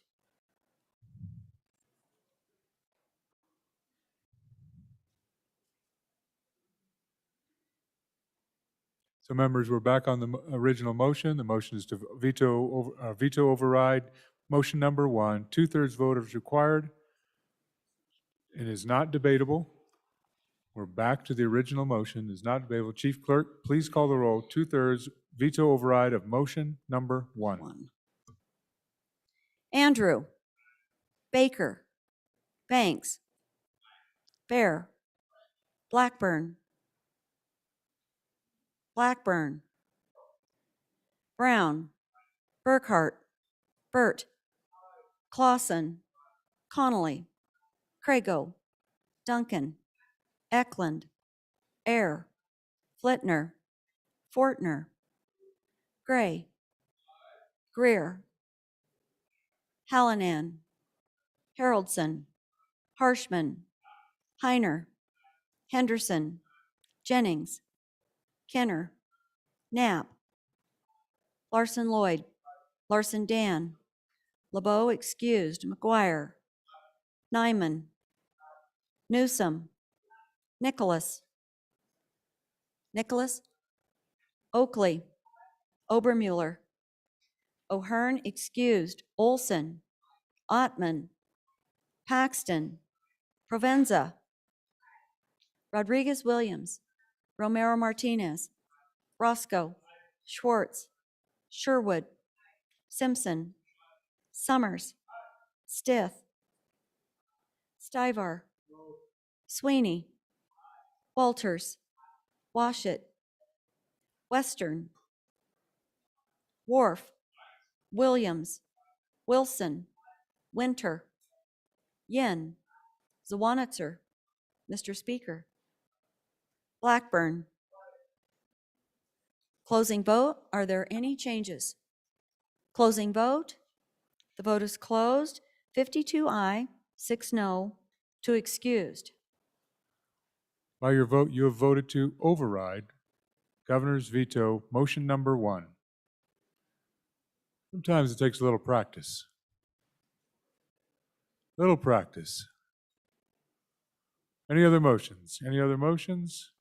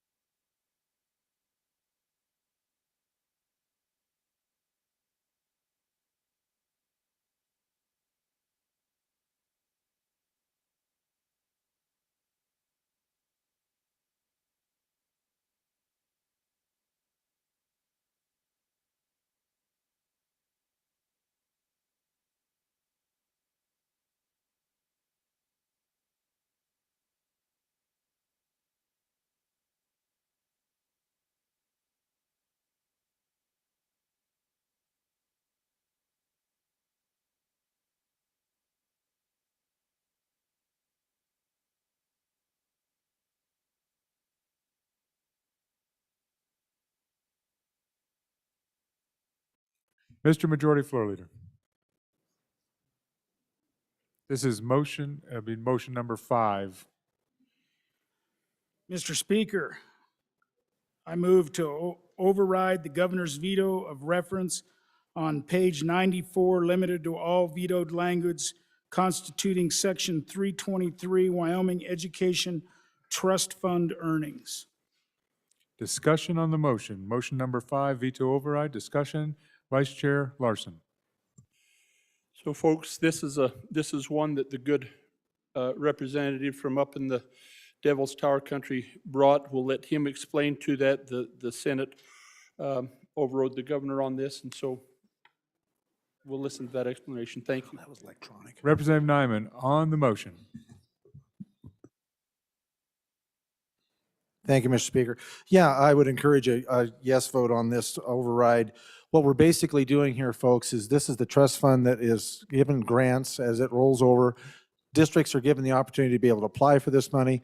But in the past several years, there's only been 12 districts that have utilized these monies out of 48 districts. So what we're wanting to do is to roll this money over into the school foundation program, which is going to be beneficial to all 48 districts. And in my discussions with my district at home that had actually utilized these funds, they said if you were going to do it, now's the time to do it because we're in pretty good shape for money. If we did want to do any IT or anything like that, that would be good the time to do it. And so they were good with it. I would say that as we continue to look for ways to put money back into our school foundation, this is one small opportunity that we can be able to do that. So I would encourage an aye vote on this veto override. Thank you. Representative Brown on the motion. Thank you, Mr. Speaker. I'm going to urge a no vote on this. And while I don't disagree, it's an opportunity to put more money back into the school foundation account. What I have a problem with is we have one school district that says that it's okay, so we just go ahead and just move it away. We've got 47 other school districts out there that could have the opportunity to use these funds. And these other 47 school districts, 5 to 7 a year-ish, apply for these grants and they get them. One of the big ones that's going to be an interesting concept here is this body and the body down the hall voted to make computer science a part of the basket of goods and told school districts figure it out by 2023. Well, they've had to do a lot of training, a lot of upgrades, and a lot of work with their school districts to figure out how to put this all together. And they've been utilizing these grants to do that. And so in the process of being able to utilize these grants to do that, it's helped some of these smaller school districts be able to pull this off. Now we're going to take that away from them. We're going to say, nope, we're not going to do it. Or we're also going to create an unfunded mandate here to the Department of Education, which is ultimately going to say, you guys still have to give the grants out. You're just going to have to find somewhere else to pull the grant money from, which is ultimately just going to be robbing Peter to pay Paul. Not sure that's actually the message that we want to go home with. It's not an overarching amount of money. We're not going to solve our school deficit by fixing this and overriding this language. And because one school district says it's good does not necessarily, in my mind, make it good for the rest of the state. We're here to do the work for the rest of the state. And the small amount of money that we're talking about here, you're only talking the interest earned on what I think $10.5 million, something like that. It's not a large amount, so these grants aren't huge, but they're helpful. So I'm going to urge a no vote, and this is the one of those that's kind of a sticking point to me. So no on that. Thank you, Mr. Speaker. Thank you. So this will be just like third reading amendment rules. First time, Majority Floor Leader Summers. Mr. Speaker, thank you. And on and against, and I was on and against on the original amendment, and one of the main reasons was it was clearly legislating in the budget bill. This is a program that's been established in the Green Books. It went in the Green Books to modify that. It was some one-time money that came a long time ago that was put in place in a fund for this specific purpose. And if you want to reroute that purpose, then let's get a bill out and let's go back and do that. But I do not think this is the right manner to do it on and against the override. Any other member? Chairman Harshman, first time on the amendment. Thank you, Mr. Speaker. This money came from a one-time payment from an energy company over 10 years ago. It was set aside for this purpose. And then more recently, remember when this body, we adopted computer science standards? Y'all remember that? And that was part of the whole message, the governor's message to us, that we'll use this fund to ramp up because we passed that standard with no additional money. So anyway, this is, I'm going to vote against this motion to override because I think we need more discussion of this in our education committee, and frankly, appropriations certainly needs more conversation about it. So thank you, Mr. Speaker. Vote no, please. Any other members? First time, second time. Representative Nyman, second time. Thank you, Mr. Speaker. I would just encourage you to vote aye on this because the school districts have received K through 12 over $503 million through the course of the different ESSER 1 and 2, CARES, CRISA, all these different acts. There's money there to be able to utilize this if they want to do some IT work and develop their computer training. And I would just encourage you to remember, I know this does not look like a large amount of money, but I was raised with the idea that if you mind the nickels, the dollars will take care of themselves, realizing that this money will go to benefit all 48 school districts that can still utilize these dollars if they should want in their block grant funding to be able to do IT work and continue to develop their computer responsibilities as they see fit. So I would encourage you to support this on and for it. Thank you, Mr. Speaker. Thank you. So members, we are voting on motion number 5, governor's veto override. 2/3 vote of the members. Chief Clerk, please call. I'm sorry, veto. Motion number 5 of veto number 6. So the motion is different than the veto. Motion number 5, veto override number 6. Chief Clerk. Andrew, Baker, Banks, Bear, Blackburn, Brown, Burkhart, Burt, Clausen, Connolly, Crago, Duncan, Eklund, Air, Flitner, Fortner, Gray, Greer, Hallinan, Haroldson, Harshman, Heiner, Henderson, Jennings, Kenner, Knapp, Larson Lloyd, Larson Dan, LeBeau excuse, McGuire, Nyman, Newsom, Nicholas, Oakley, Obermuller, O'Hearn excused, Olson, Ottman, Paxton, Provenza, Rodriguez Williams, Romero Martinez, Roscoe, Schwartz, Sherwood, Simpson, Summers, Stith,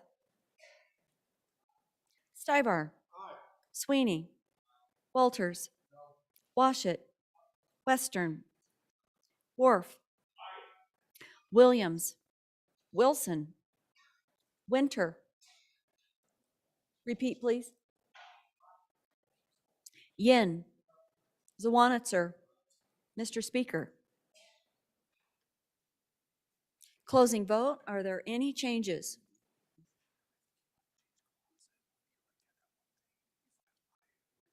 Okay, Clausen? Will you verify your vote? Thank you. Burkhart, aye to no. Closing vote. The vote is closed. 35 aye, 23 no, 2 excused. By your vote, you voted not to override motion number 5, veto number 6, not to override. Further motions on Senate File 1. Further motions? Seeing none. Mr. Majority Floor Leader.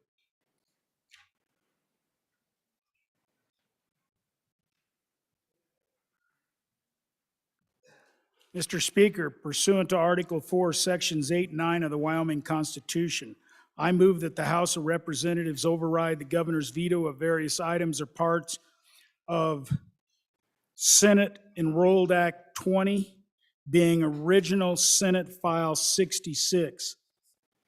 I further move that the House consider and vote separately on each item or part of the governor's veto identified in the list distributed to the members.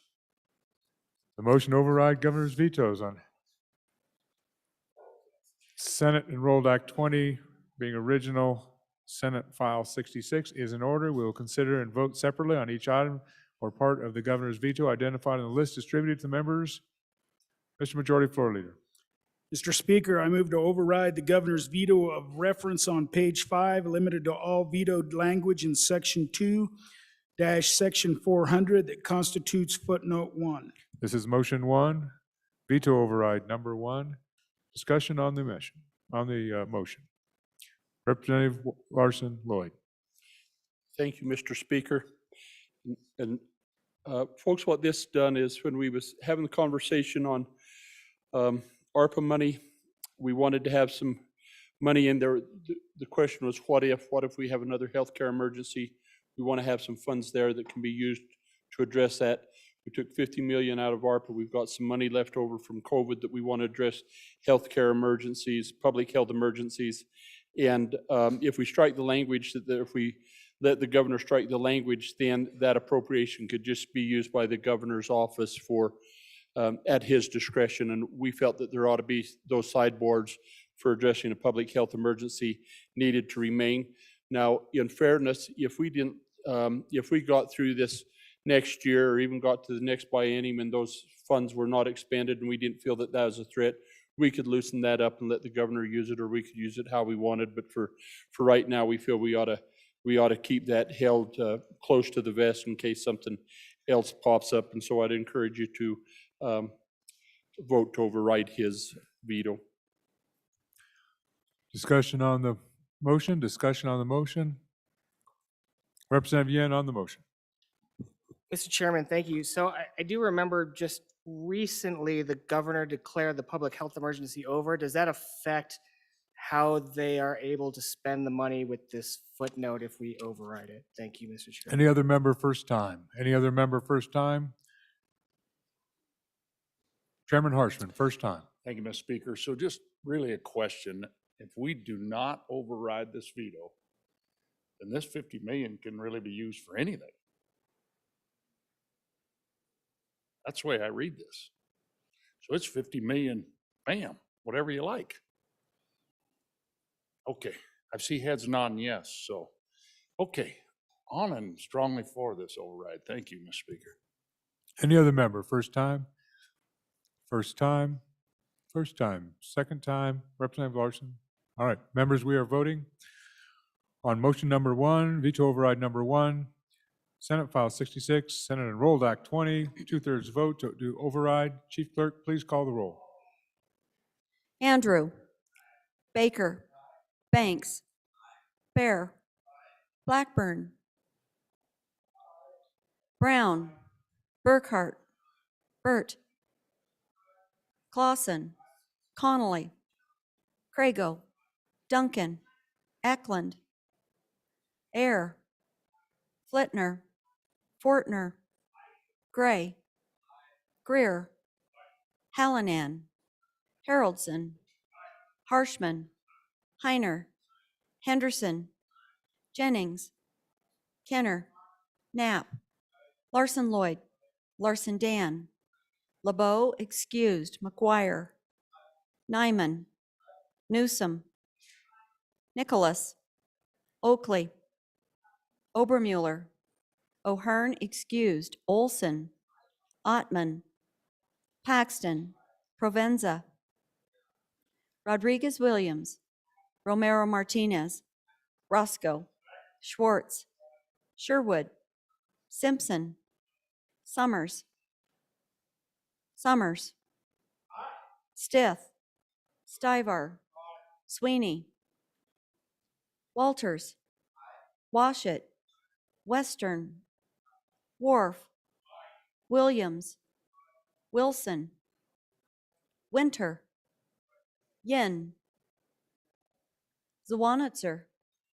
Mr. Speaker, closing vote. Are there any changes? Closing vote. The vote is closed. 52 aye, 6 no, 2 excused. By your vote, you have voted to override the governor's veto of in Senate File 66, motion number 1, veto override number 1. Mr. Majority Floor Leader. Mr. Speaker, I move to override the governor's veto of reference on page 7, limited to all vetoed language in section 2-400 that constitute footnote 11. Discussion on the motion, discussion, Vice Chair Larson? Thank you, Mr. Speaker. Folks, you recall that originally when this left our, when we got this had 5 million in it. We added, the good chair of Labor added another 5 in.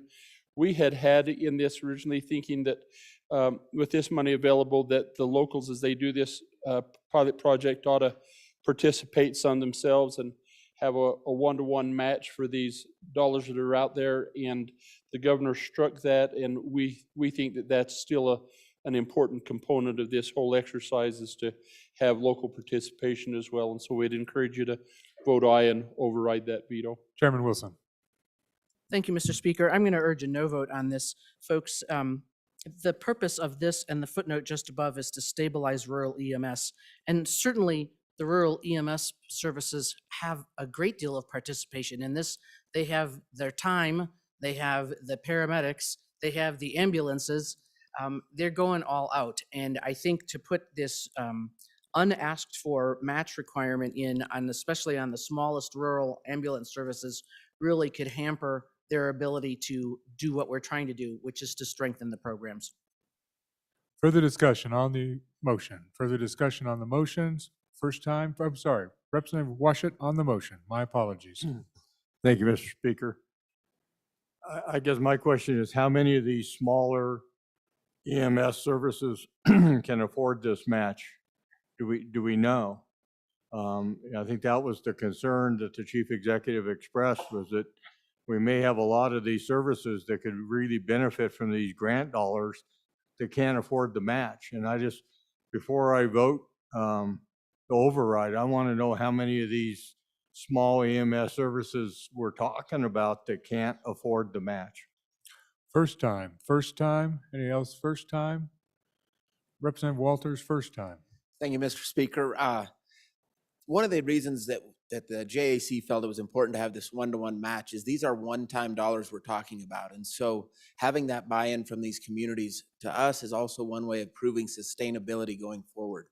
Because without the one-to-one match, they see a one-time infusion of funds, they get one more year down the road with no real solution on how they're going to address EMS services within those communities. And so by having that one-to-one match, to us, it was a demonstration of their sustainability going into the future. So would encourage an aye vote on this this possible override. So Thank you. Representative Yin, first time on the motion. Mr. Speaker, so looking at the actual stricken language, it still has expenditure of this appropriation is conditioned upon a match of funds. So there is a match of some sort. The governor is just vetoing how much of a match it is. I do think a match is appropriate. Is a one-to-one match appropriate, or should there be some flexibility on that? That's a good question. Thank you. Any other member first time? First time, second time, Representative Larson Lloyd. Thank you. And I want to go back and correct something I said that was in error. The 5 million that we added by the good chairman from Labor was on the staffing stabilization for some of the healthcare providers. So the amount that's in this program, this emergency medical service regionalization pilot, is 5 million. But I also want you to remember that we also, and I think the good chairman referred to it as this stabilization. That's a different account for stabilizing EMS services across the state. And there's 5 million in there that can be used to stabilize EMS services around the state. This regionalization pilot was, again, to help as they develop a way to regionalize their EMS services and to have some buy-in from them as well. Thank you. So, Representative Wilson, Chairman Wilson, second time. Thank you, Mr. Speaker. Yes, I would just say that having been on the Chief Executive's Health Task Force and participated in some of these calls with the EMS folks, the regionalization pilots are part of our goal, are part of the attempt to stabilize I mean, they're really woven together. And so I appreciate the representative from Teton County bringing out that the word match is still in there. But I just think we really want to enable the ambulance services to come up with creative ways to sustain their programs, and to make a specific dollar amount when we don't know what they have available is just unwise. I would continue to urge a no vote. We're doing first time, second time. I apologize, Representative Stith. You weren't the first time. So, anyone second time? All right. We are voting on the motion number 2, veto override number 2, governor's veto. 2/3 members, 2/3 majority of the elected members. Chief Clerk, please call the roll. Andrew, Baker, Banks, Bear, Blackburn, Brown, Burkhart, Burt, Clausen, Connolly, Crago, Duncan, Eklund, Air, Flitner, Fortner, Gray, Greer, Hallinan, Haroldson, Harshman, Heiner, Henderson, Jennings, Kenner, Knapp, Larson Lloyd, Larson Dan, LeBeau excused, McGuire, Nyman, Newsom, Nicholas, Oakley, Obermuller, O'Hearn excused, Olson, Ottman, Paxton, Provenza, Rodriguez Williams, Romero Martinez, Roscoe, Schwartz, Sherwood, Simpson, Summers, Stith, Stivar, Sweeney, Walters, Washut, Western, Wharf, Williams, Wilson, Winter, Yin, Zawanitzer, Mr. Speaker, Blackburn. Closing vote. Are there any changes? Haroldson? Closing vote. Hallinan? Aye to no. Further changes? Closing vote. The vote is closed. 32 aye, 26 no, 2 excused. By your vote, you have voted not to override veto message number 2, motion number 2. Mr. Majority Floor Leader.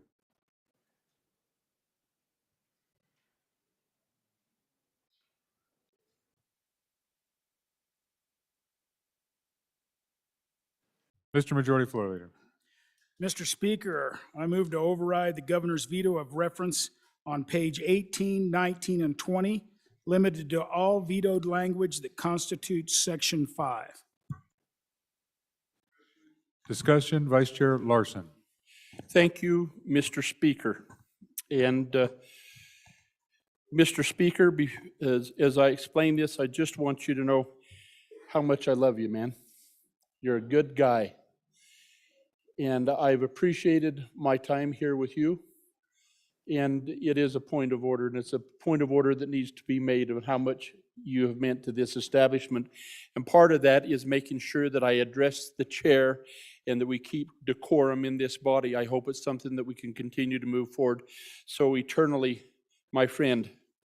And folks, you'll recall, this is that language we talked about that originated last year in Senate File, I believe 118, where we give the executive branch the ability, as we got out of session, to use the ARPA money, not knowing what was coming down the pipe. And what this does is put a sunset date. What we had done is we'd put a sunset date on here and inserted it in the ARPA bill to make sure that after March 26th, which is next week or so, that after that the that the governor has to have has to continue to work by a continued act of the legislature. And so the executive branch line itemed out that sunset date of March 26. We think that's important that we continue to be involved with how these ARPA dollars are spent, and would encourage you to override the veto where he deletes that date on those following pages. Thank you, Mr. Chairman. Thank you. Discussion on the amendment? Discussion. Representative Stiff on the amendment. Mr. Chairman, members, this one's really important because if we do not vote aye on this motion, then effectively it's about $71 million of ARPA direct funding that the governor will just have free reign over to spend by his signature this next year. So this one's really important. Please vote aye. Chairman Harshman, on the motion. Thank you, Mr. Speaker. Encourage a very exuberant aye vote. I think this is maybe important. I think it's more than 70 million. As I read this, I think, and I understand, I think why you put it in there in case we couldn't get the bills to him in time to veto. He'd only have 2 weeks, and so you kind of put this limit. But I mean, I think when I read this with this veto that, and maybe I'm wrong, correct me, but it's almost like this bill means nothing. I mean, all these appropriations, I don't know, maybe I'm wrong, but so it's a minimum of 70, but I think it's like $500 million.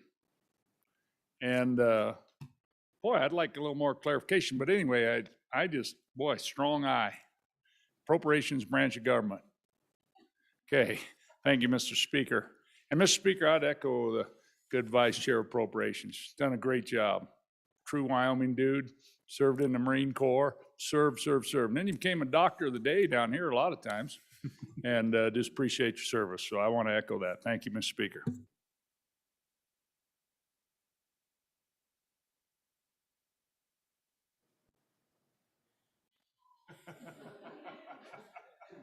I'm still on call. Further discussion.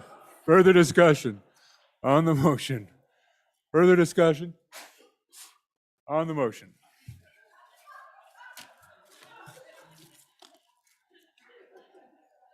On the motion, Representative Sweeney.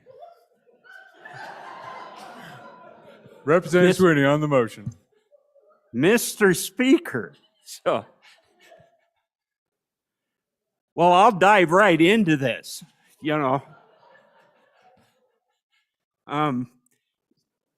So on this particular veto override, I need a little more clarification because I believe through our actions that we've really only, to borrow a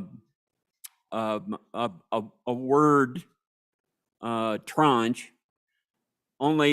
we've only appropriated out and spent the first half of the ARPA funds. So if we don't override this, are you saying that through our actions, if we don't override this, the second half of the funds that we're supposed to get sometime in May will be totally at the chief executive's discretion? Members, first time. Other members, first time. Representative Walters, first time. Thank you, Mr. Speaker. The ARPA dollars, it is $1.068 billion. We have appropriated through conserved general funds that are in our Senate File 1, as well as through this bill. We have appropriated all but a small amount of that. Those funds came in 2 different payments, but the total dollar value is what we have been discussing throughout the entire session of $1.odd billion. And so with this, we're talking about what's in this bill. We're talking about the entirety of the appropriation from the federal side of $1 billion. There is no separate tranches from the federal side. It was just simply 2 payments to equal the total value, and that's what we've been discussing the entire session. Any other member, first time? First time, first time, first time, second time, second time. So members, we're voting on motion number 3, veto override number 3. 2/3 of the majority of the members is elected, is required. Chief Clerk, please call the roll.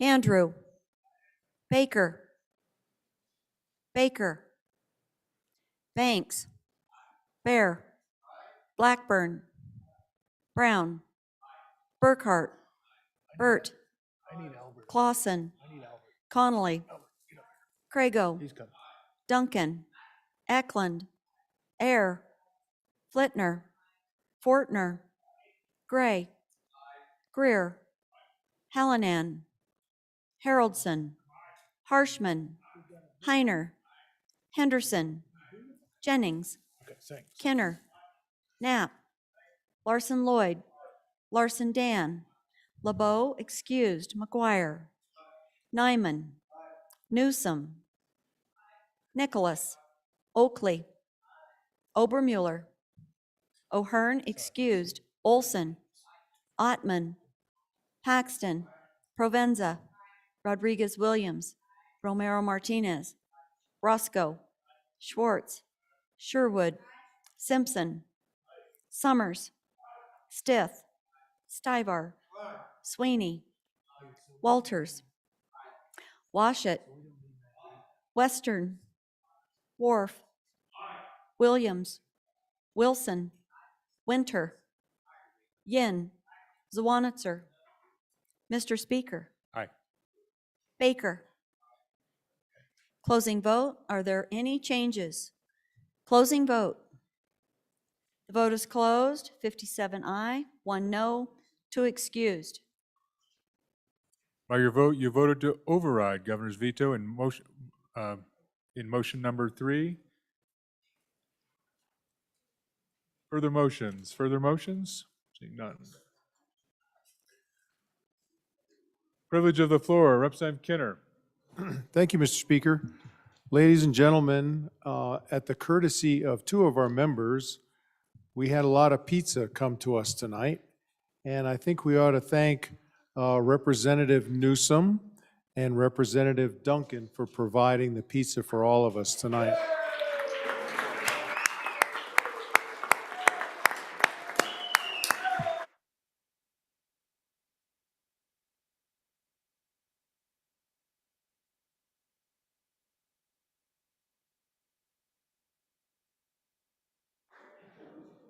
Representative Duncan, and then Madam Minority Floor Leader. Privilege of the floor, please. Please proceed.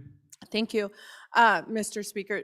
There's also, I'm supposed to remind you that there's some paper bags along the window in the kitchen, and you're supposed to take one of those as a little snack bag for those that are leaving. But I also just got notice that unless you're going to Nebraska or you're going to Colorado, you are staying another night. All right. And Madam Minority Floor Leader, Thank you, Mr. Speaker. Privilege. please proceed. Friends, in terms of thanking folks, I think maybe you've noticed that in your mailboxes, there's a gift certificate from a freshman legislator from Albany County. Ocean Andrew has given us each a gift certificate to his fish and chips truck. So thank you, Ocean.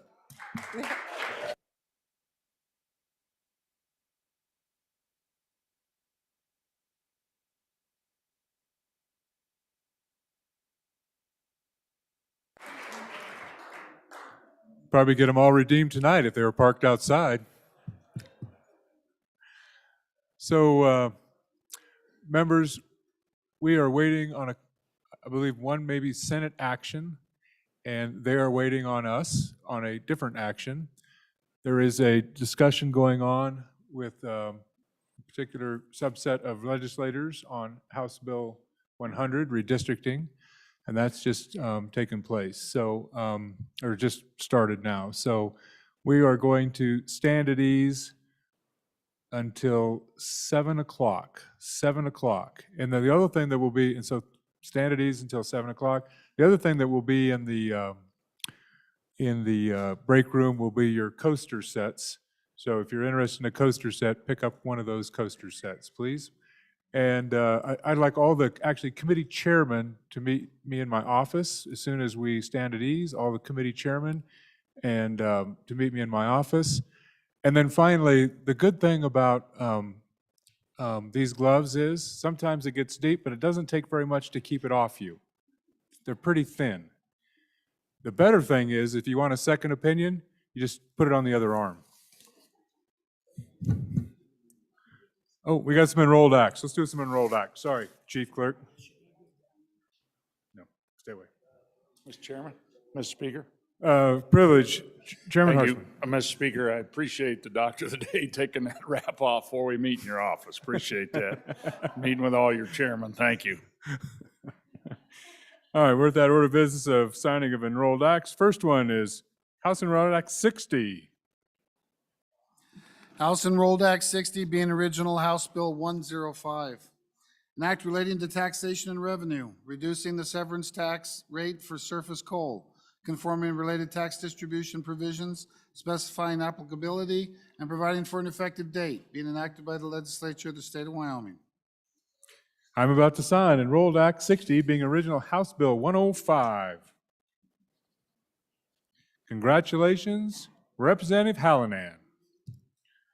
Next enrolled act is 61. House Enrolled Act 61 being original House Bill 42.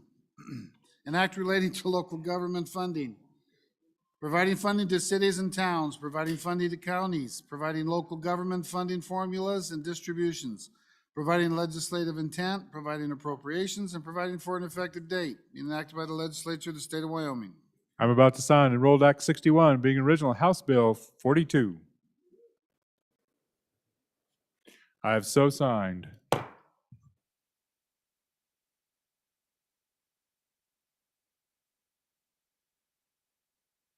House will stand at ease until 7 o'clock.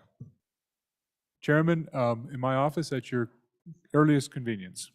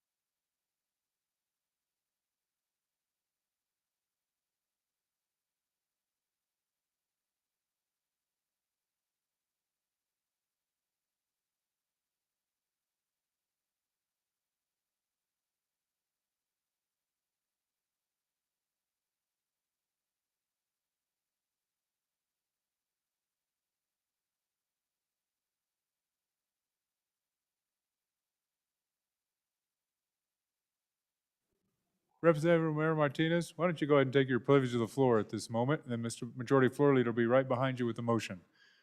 Representative, privilege of the floor, please proceed. Thank you, Mr. Speaker. If I could draw everybody's attention to the North Gallery, and if my guest would stand, I'm going to give you a little bit of her background. She has been a wildland firefighter for southern New Mexico, the state of New Mexico, and northern New Mexico. She's a single-parent mom. She has worked hard her entire life, oftentimes paycheck to paycheck. She is the newly elected secretary to the Capital City Republicans, and she recently just completed the Leap into Leadership program. I announce to you today, Tamara Nancy Trujillo.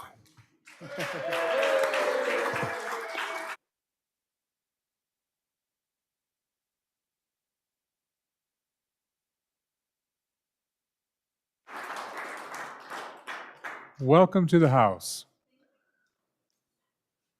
All right, members, we're going to take up a veto override. You do it. Mr. Majority Floor Leader.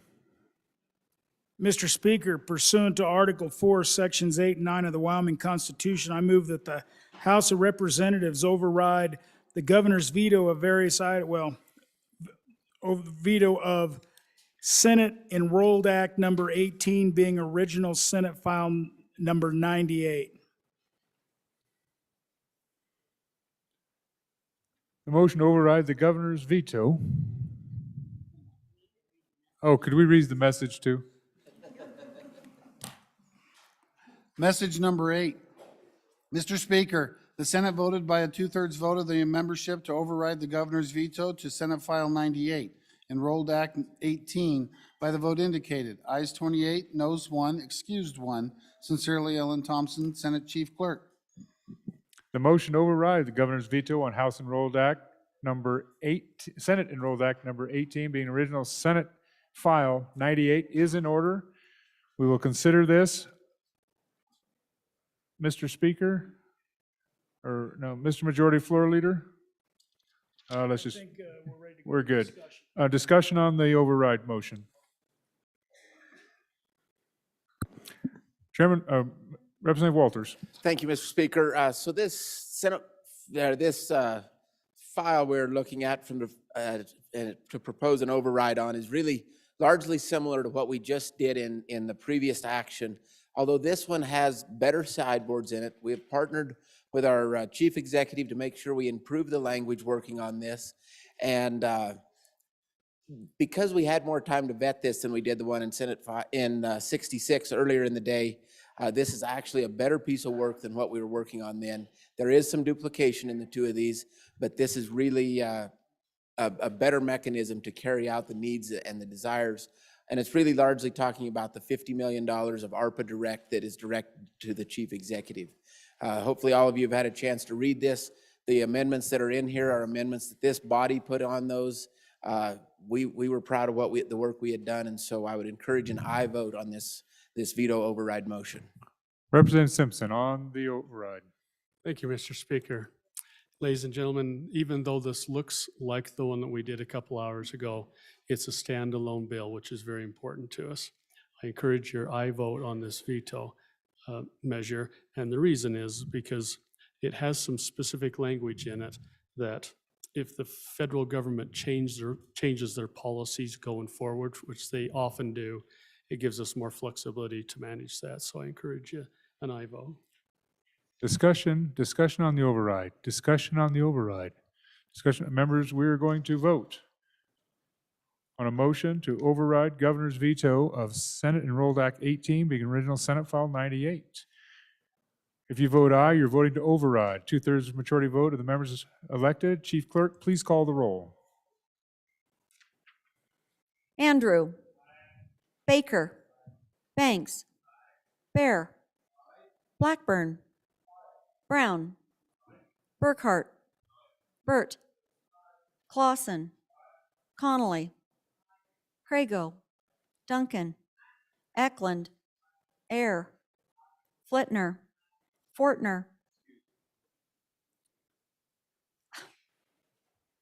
excused, Gray, Greer, Hallinan, Haroldson, Harshman, Heiner, Henderson, Jennings, Kenner, Knapp, Larson Lloyd, Larson Dan, excused, LeBeau, excused, McGuire, Nyman, Newsom, Nicholas, Oakley, Obermuller, O'Hearn, excused, Olson, Ottman, Paxton, Provenza, Rodriguez Williams, Romero Martinez, Roscoe, Schwartz, Sherwood, Simpson, Summers, Stith, Stivar, Sweeney, Walters, Washit, Western, Wharf, Williams, Wilson, Winter, Yin, Zwanitzer. Mr. Speaker. Closing vote. Are there any changes? Closing vote. The vote is closed. 56 aye, 4 excused. By your vote, you voted to override Governor veto of Senate Enrolled Act 18 being original Senate File 98.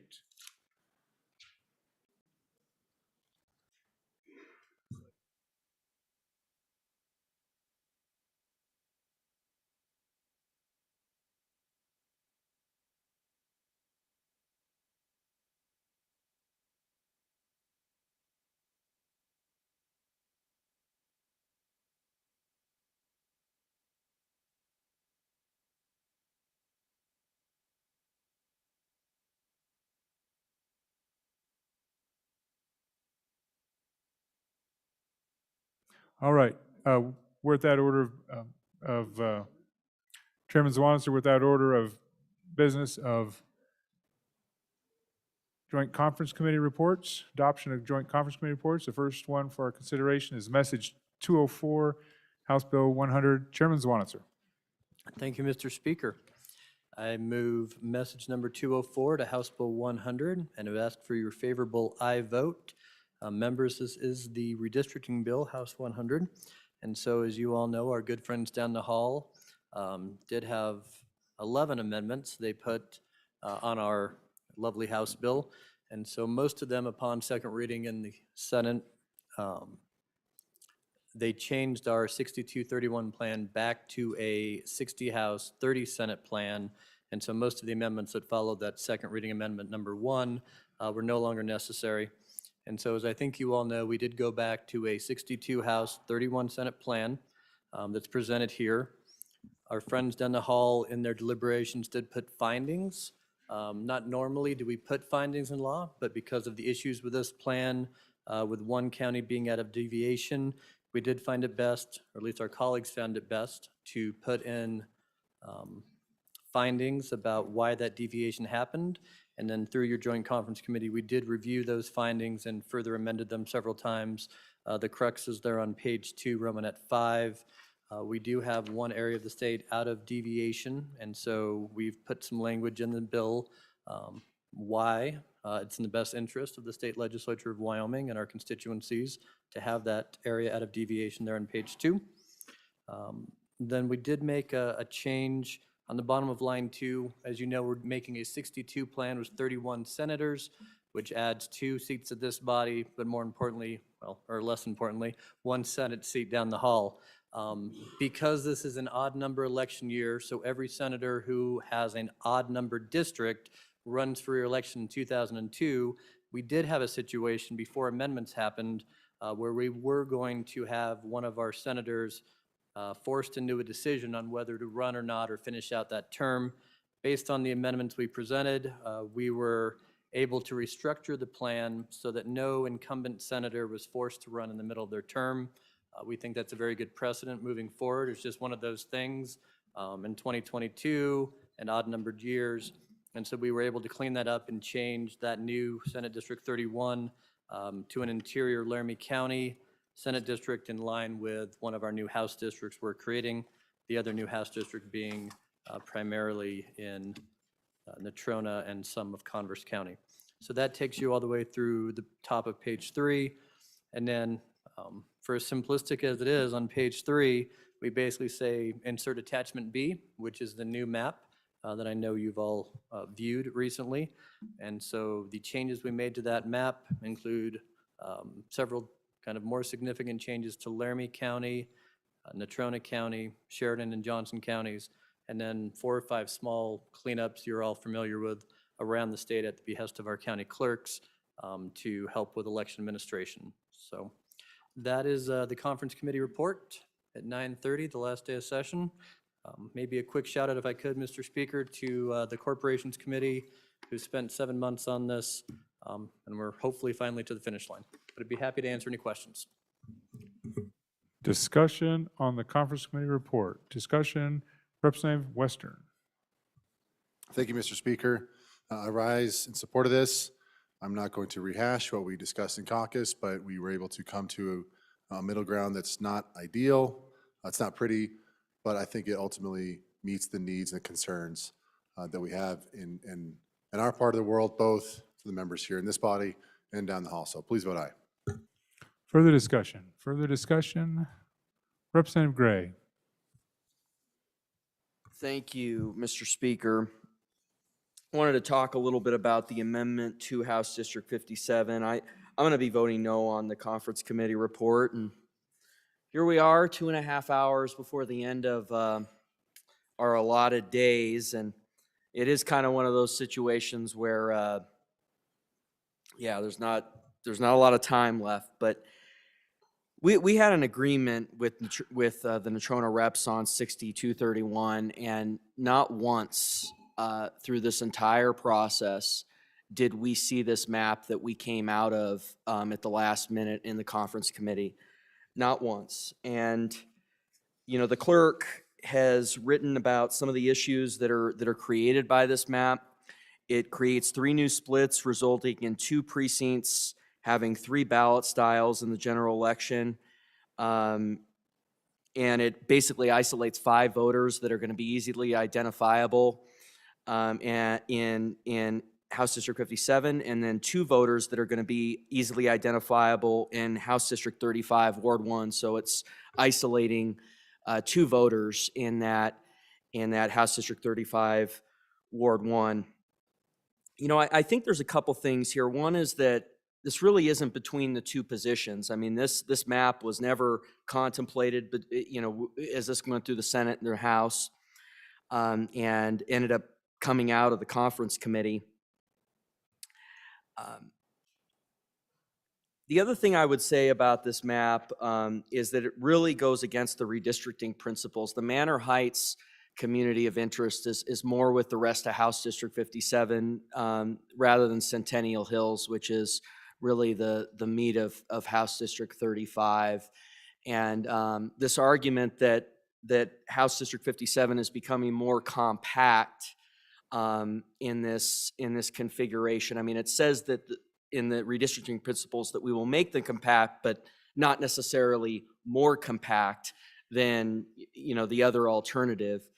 You know, I will say that there was one proposal to do about 1/3 of this that was debated in October and November. And when we had that debate, you know, there was testimony from 7 people, 3 emails from that area, all people saying that they wanted to remain in the current configuration. And that was 1/3 of this. And there was 2 county commissioners, the clerk, who all wanted to keep this the way it was. And that was when the configuration was 1/3 of the total. So this really hasn't been debated. This is a last minute sort of request from the chairman of the conference committee. I had 2 conversations with him Monday saying that there wouldn't be a change. And then one on Wednesday when we had sort of a compromise. As we went through Wednesday, we thought we had a compromise. We were working with the clerk on that. I was okay with it. And at that last meeting on Wednesday, he said they were going to go back on Thursday and draft this plan on their own without really running it by the clerk. And we had a conversation that day, and he just, said this is the way it's going to be out of the conference committee. So I'm really disappointed the way the Senate has handled this conference committee. I think it was pretty strong-handed on a few things that were particularly concerning the conference committee members, or at least two of them, and just really disappointed with the way this went. And I'd urge a no. Thank you. Any other discussion on the conference committee report?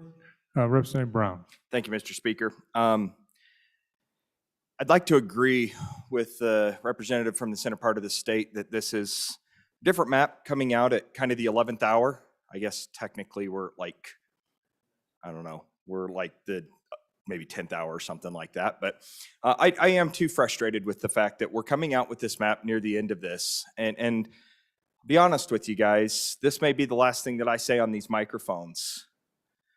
And I'm going to carry forward a message from one of my constituents, because that's what we do on this floor. And it was pretty sobering, to be honest with you, when I got this message. This message was pretty derogatory towards me, to be honest with you, but I took a little bit of an issue, and had we been dealing with more of this, had we dealt with this bill first, sent it down the body, had them deal with this bill first, we would have had more time to work on this issue.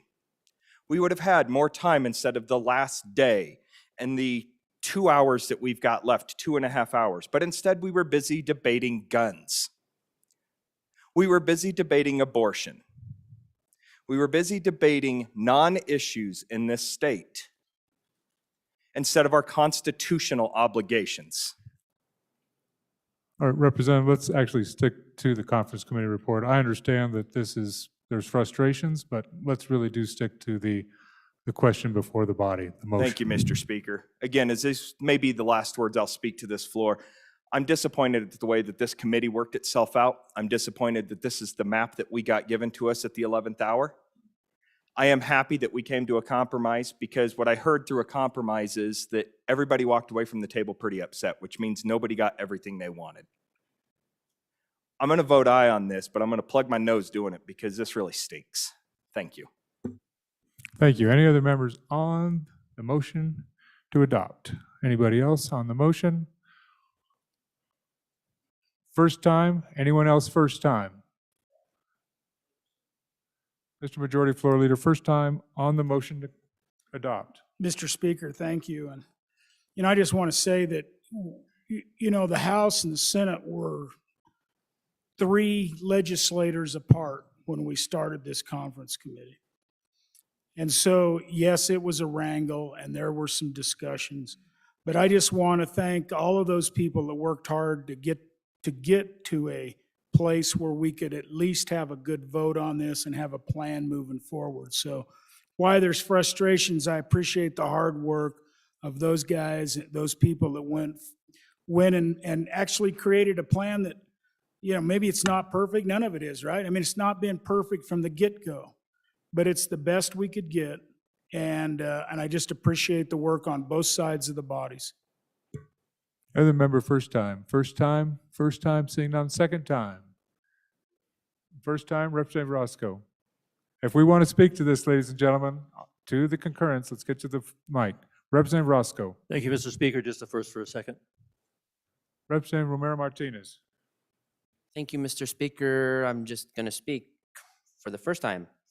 And I just want to also extend my thank you to all the people that put hard work in. And I'm also very proud of Laramie County. I thought we were at an impasse for a while there. We came together early. We discussed difficult issues related to minority districts. And I think that I also thank the leadership for hearing long testimonies that were germane to inalienable rights. And let's get ready to go home. Thank you, Mr. Speaker. Any other member, first time? Chairman Olson, first time.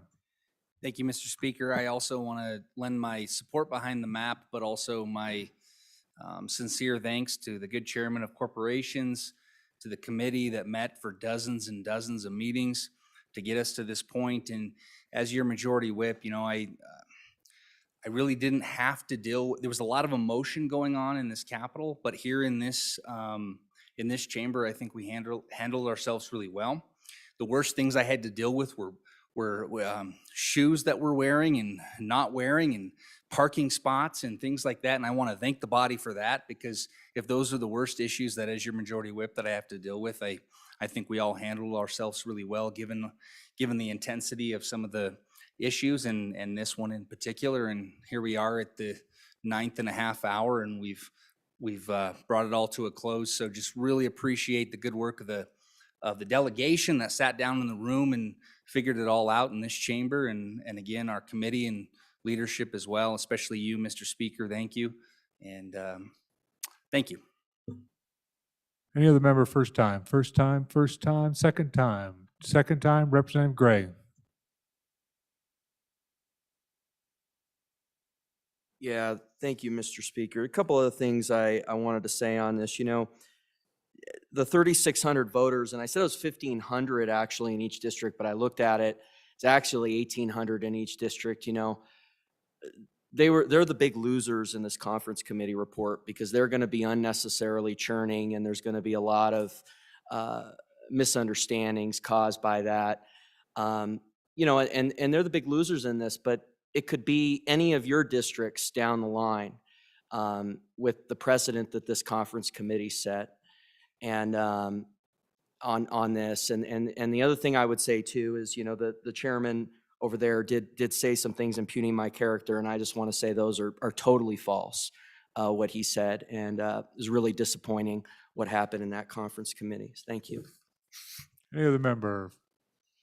Second time. We're on second time on the conference committee. Representative Roscoe. Thank you, Mr. Chairman. I would just like to say, after working this thing all summer long, my appreciation for the fellow members of the Corporation Committee and my chairman. Did a great job. I am disappointed that we could not come up with a plan in the end here that satisfies deviation. I think it's only a matter of a few hundred people, the way I understand it. I wish we could have done that, but I think I'm going to be voting for this thing because we need to move on, and I'm sure we'll straighten out this deviation thing with the courts. Thank you, Mr. Chairman. Second time to the chairman. Bring it home, Chairman Zwanitzer. Thank you, Mr. Speaker. Politics is hard, right? Public service, as you all know, it's hard. It's probably, in my 20 years, it is harder right now to be a legislator than it's ever been in Wyoming in the past 2 decades, right? Your constituents, people watching us. And so all of you have desires about your districts and your counties, and you all know your county commissioners certainly have those same thoughts and desires, right? You heard from them. This plan affects your city councilmen and women in your larger cities because it affects their wards.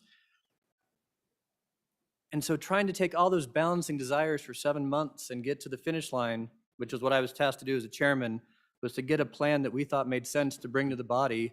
And that's really what I told my committee was our mission, right?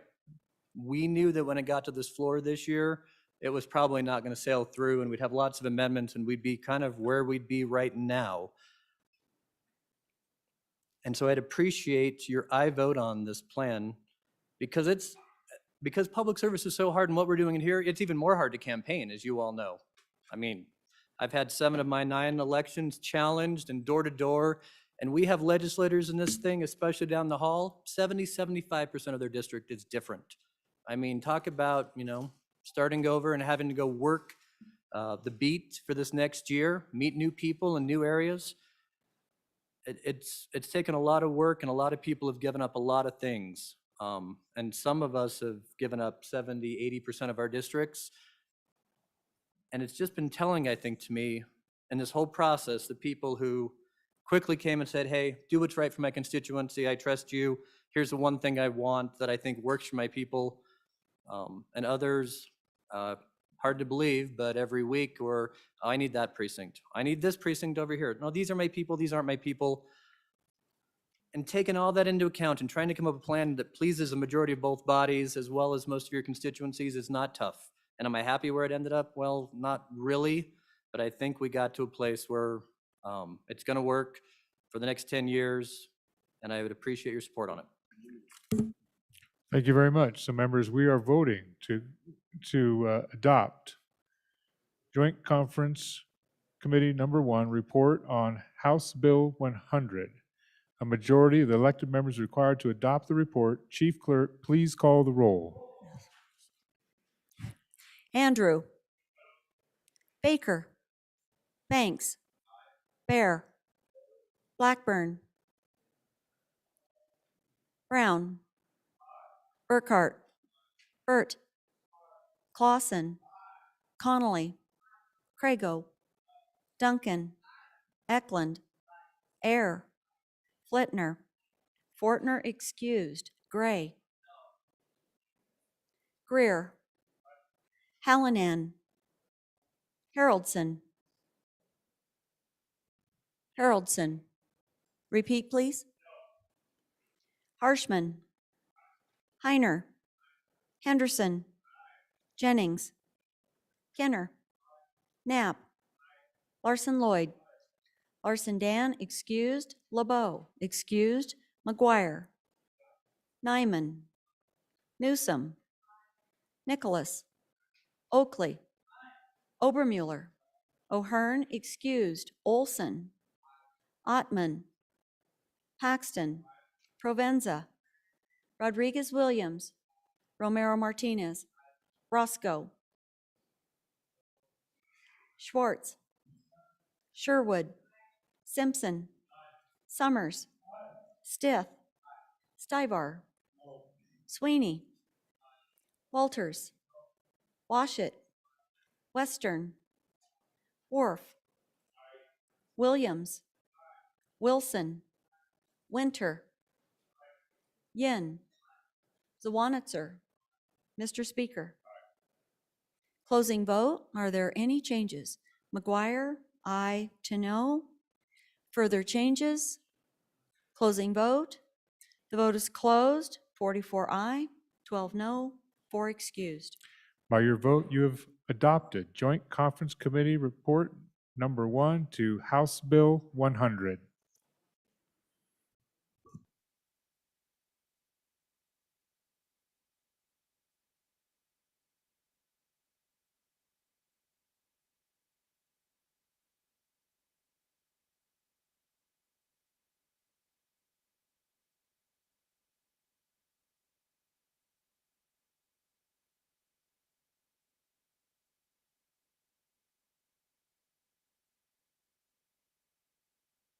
All right, members, we'll stand at ease until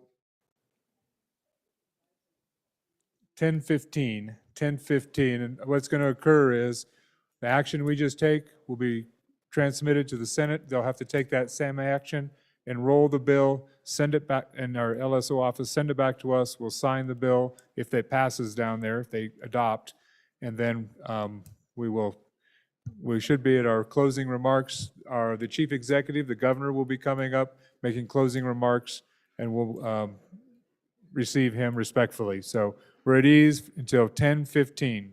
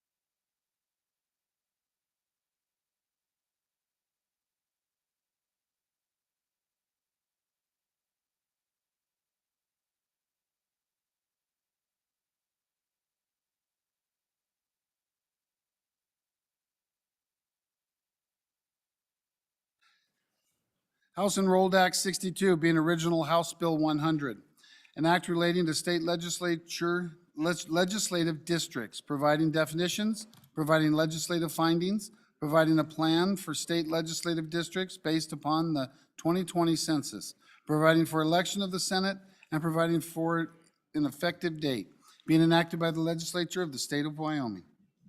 I'm about to sign Enrolled Act 62, being House Bill 100, the last enrolled act of the 66th budget session.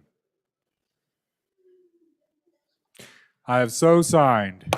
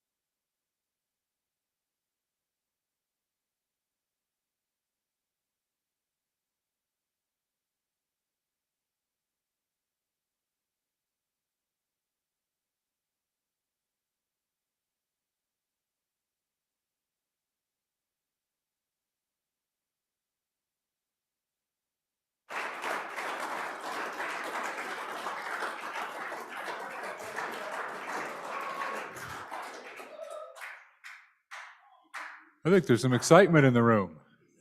And I'm sure it's because our governor, the Honorable Mark Gordon, is here for our closing remarks.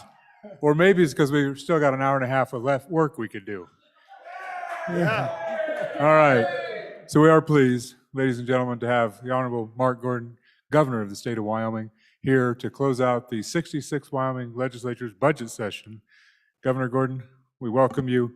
Please provide us remarks as we mark the end of this legislative session. Thank you, Mr. Speaker. It's on. Thank you.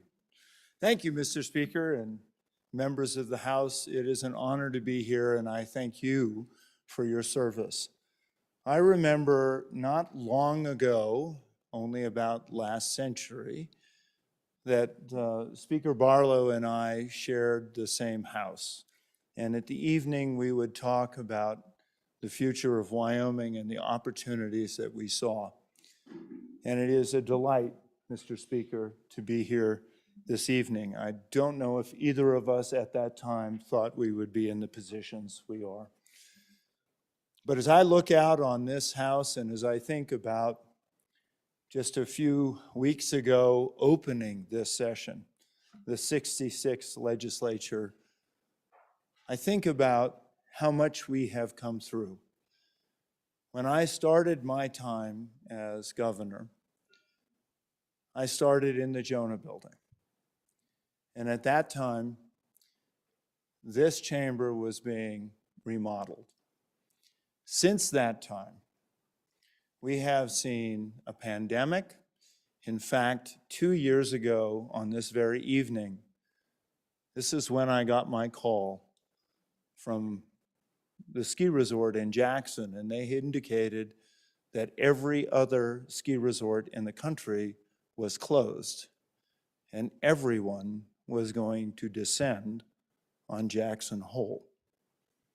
Now, lest you think this is a kind of a threat that wasn't going to happen, let me say that Snowy Range, which did not close, had more visitor days that year than they'd ever had in their history. Our country was thrown into remarkable challenges. And what I feel is that Wyoming, everyone in Wyoming, showed the mettle of what America is. It is a place where we respect one another's points of view, and it is a place where we believe in our future and the common good.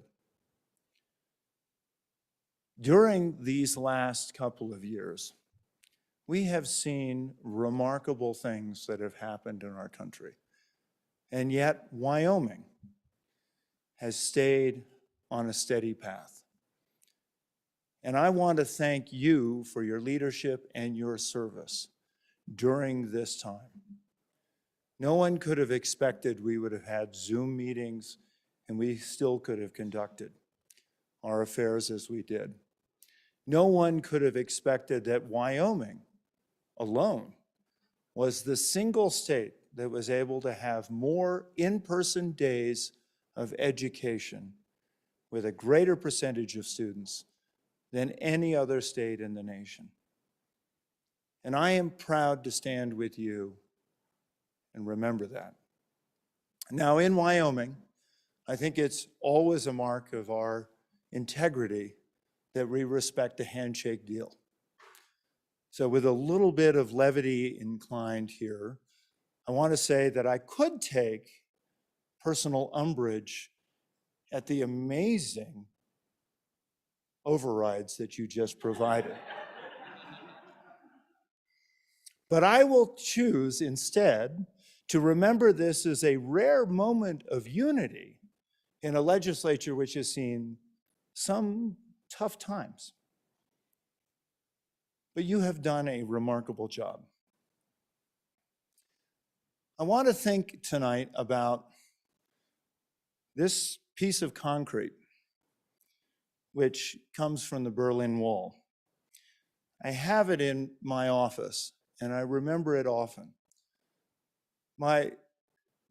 Jenny's mother, my mother-in-law, was an Austrian war bride and remembers well the ravages of war during the Second World War. She was shot as a child. She managed to live through the challenges of that war. And I remember her aversion to the Russian aggression that we saw. I believe strongly that America is a light for freedom. And I believe strongly that what we have demonstrated here in Wyoming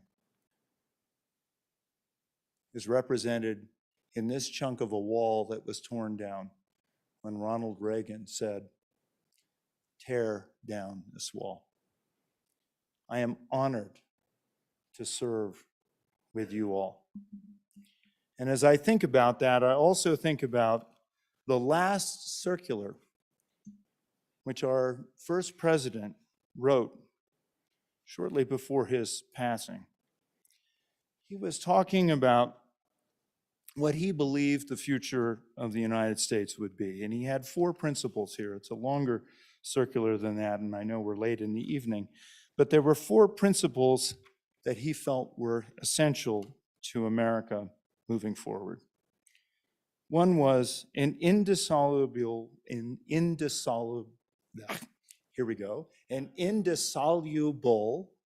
union of the states, and our union has stood strong. He believed in a sacred regard to public justice, the adoption of a proper peace establishment. And the 4th principle, and I want to read this verbatim, the prevalence of that pacific and friendly disposition among the people of the United States, which will induce them to forget their local prejudices and policies, to make those mutual concessions that are requisite to the general prosperity, and in some instances, to sacrifice their individual advantages to the interests of the community. Ladies and gentlemen of the 66th legislature, you have done this. You have met 2 constitutionally mandated obligations, and you've done it with class. You passed a budget, and you did redistricting and reapportionment. And I thank you for your service.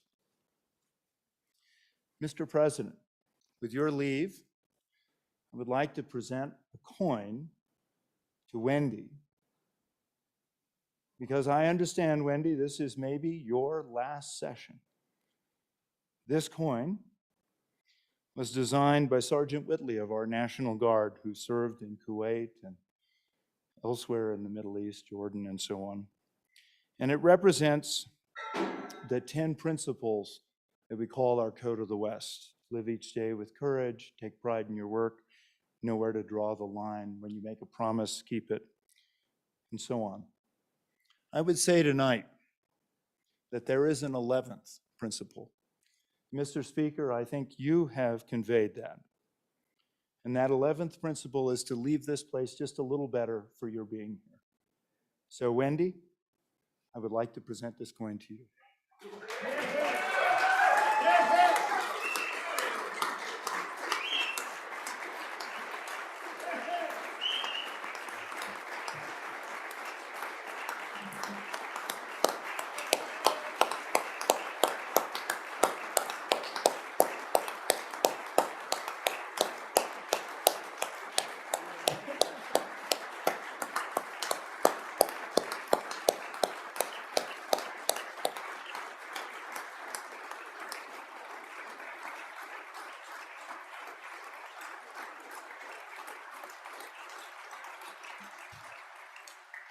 Mr. Speaker, today there were 2 flags that were flown, so there were 4 flags that were flown for you and the President of the Senate for your leadership over these pretty tumultuous years.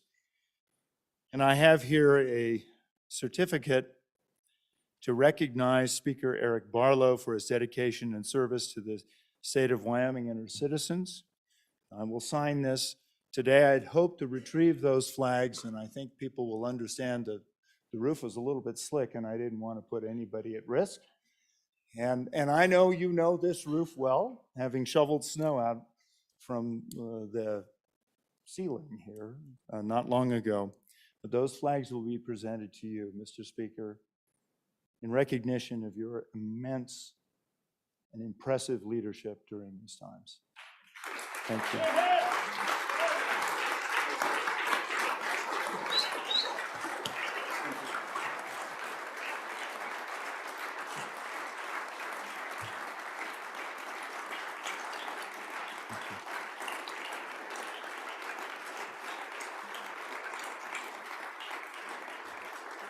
So to all of you, I thank you for your service again. I know it has been at times challenging, but we are the best. We are America. We are Wyoming, and we will make the future that we choose. God bless Wyoming. God bless Wyoming. God bless Wyoming. Thank you.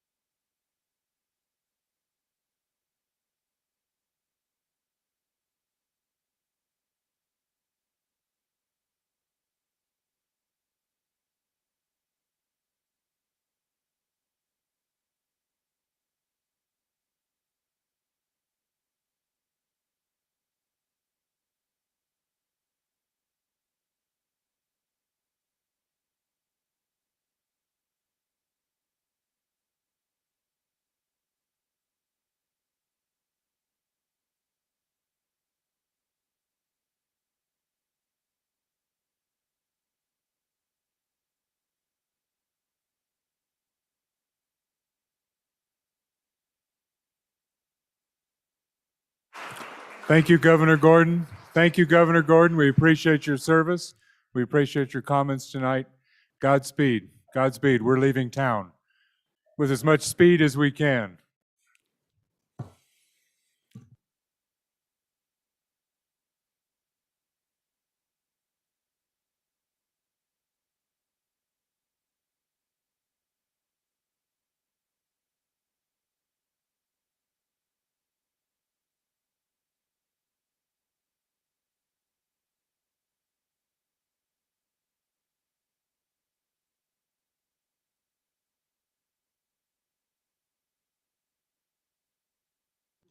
All right, members, I'm going to take a quick privilege here, and so probably some of you actually gathered what just occurred when the governor gave Wendy that coin. Is Wendy, after 18 years of service to the Wyoming legislature, has decided she's going to spend more time with her grandchildren and the ranch, the family ranch, and do the things that she loves to camp. She's going to do things with her husband and go on cruises, I hope. In fact, right now, next year would be a really good time to be at a cruise, probably. So, Wendy, would you go grab Pam? And would you go grab Pam? Go grab Pam. Yeah. Okay. So, and there may be some other folks that don't come back next year, but these, Wendy and our executive secretary, Pam, 18 years and 20 years, I think, is about both of us 18 years. Only one person's been in this chamber longer, and that's former Speaker Harshman. He came in about the same time as both of them, maybe a half a year behind him or something like that. So, Miss Pam, would you come out here, please? I know she hates this more than you know. I'm going to pay dearly. But, ladies and gentlemen, let's just, I guess, one last time thank these wonderful ladies, these wonderful, these people do the work.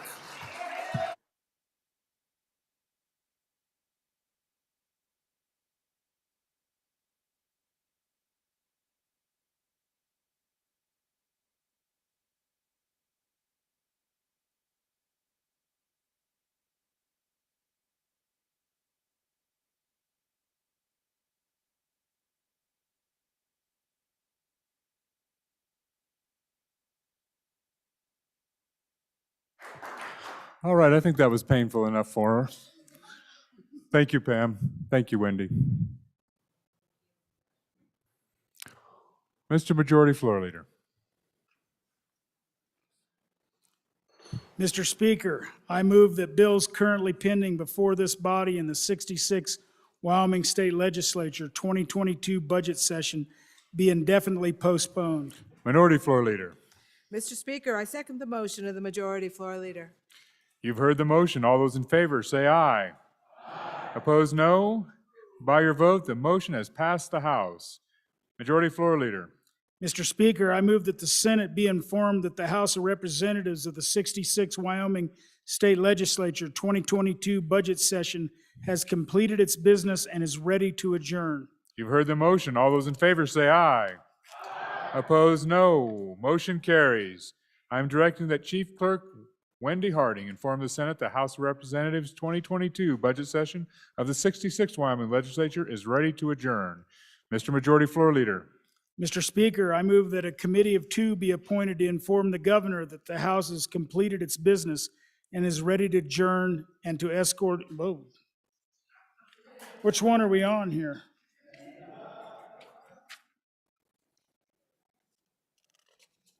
Well, it worked for a while.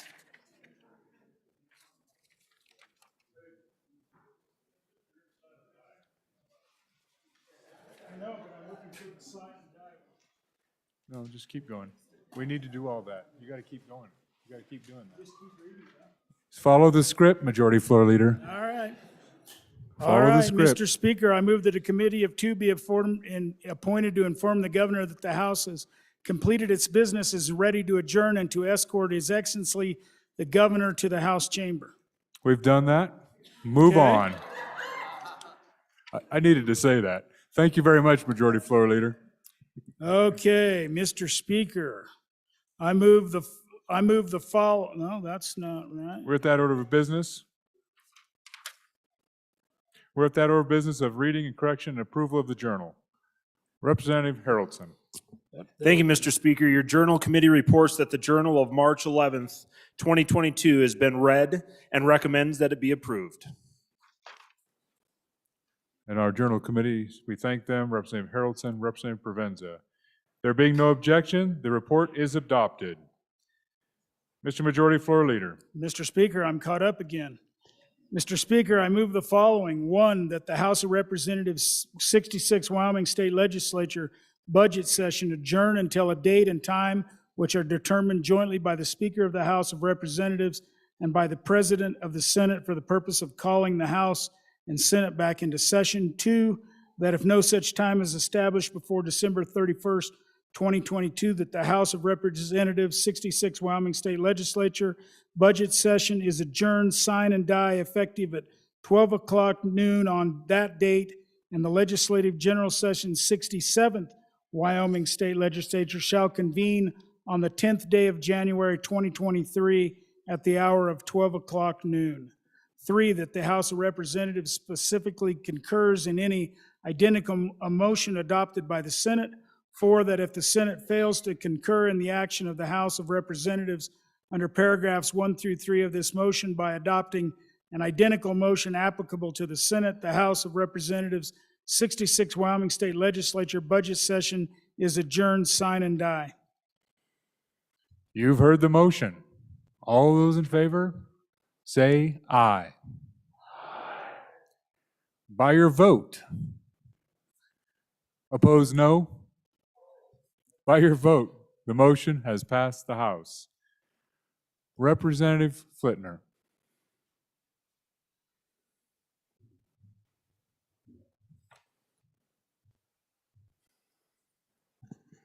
Mr. Speaker, it's been a pleasure. A reading from Colossians. Let the peace of Christ rule in your hearts, to which indeed you are called in one body, and be thankful. Let the word of Christ richly dwell within you with all wisdom, teaching and admonishing one another with psalms and hymns and spiritual songs, singing with thankfulness in your hearts to God. And whatever you do in word or deed, do all in the name of the Lord Jesus, giving thanks through him to God the Father. Let us pray. O God, the King eternal, whose light divides the day from the night and turns the shadow of death into the morning, drive far from us all wrong desires, incline our hearts to keep your law, and guide our feet into the way of peace, that having done your will with cheerfulness during the day, we may, when night comes, rejoice to give you thanks through Jesus Christ our Lord. Amen.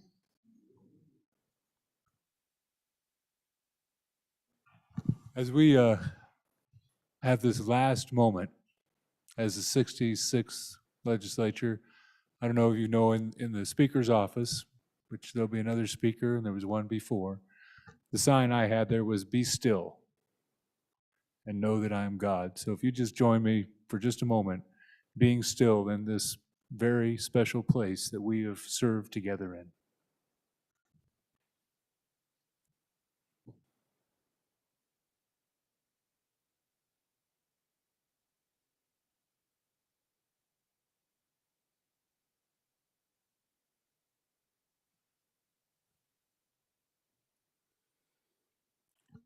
I appreciate you all. Please appreciate each other. Let's continue to work together, pray together, laugh together. Make a difference for Wyoming together. We have an interim before us. Some will have elections, some will make other decisions. Take care of each other, your families. Be well. Stay Wyoming, stay strong, and God bless every one of you. The House is adjourned.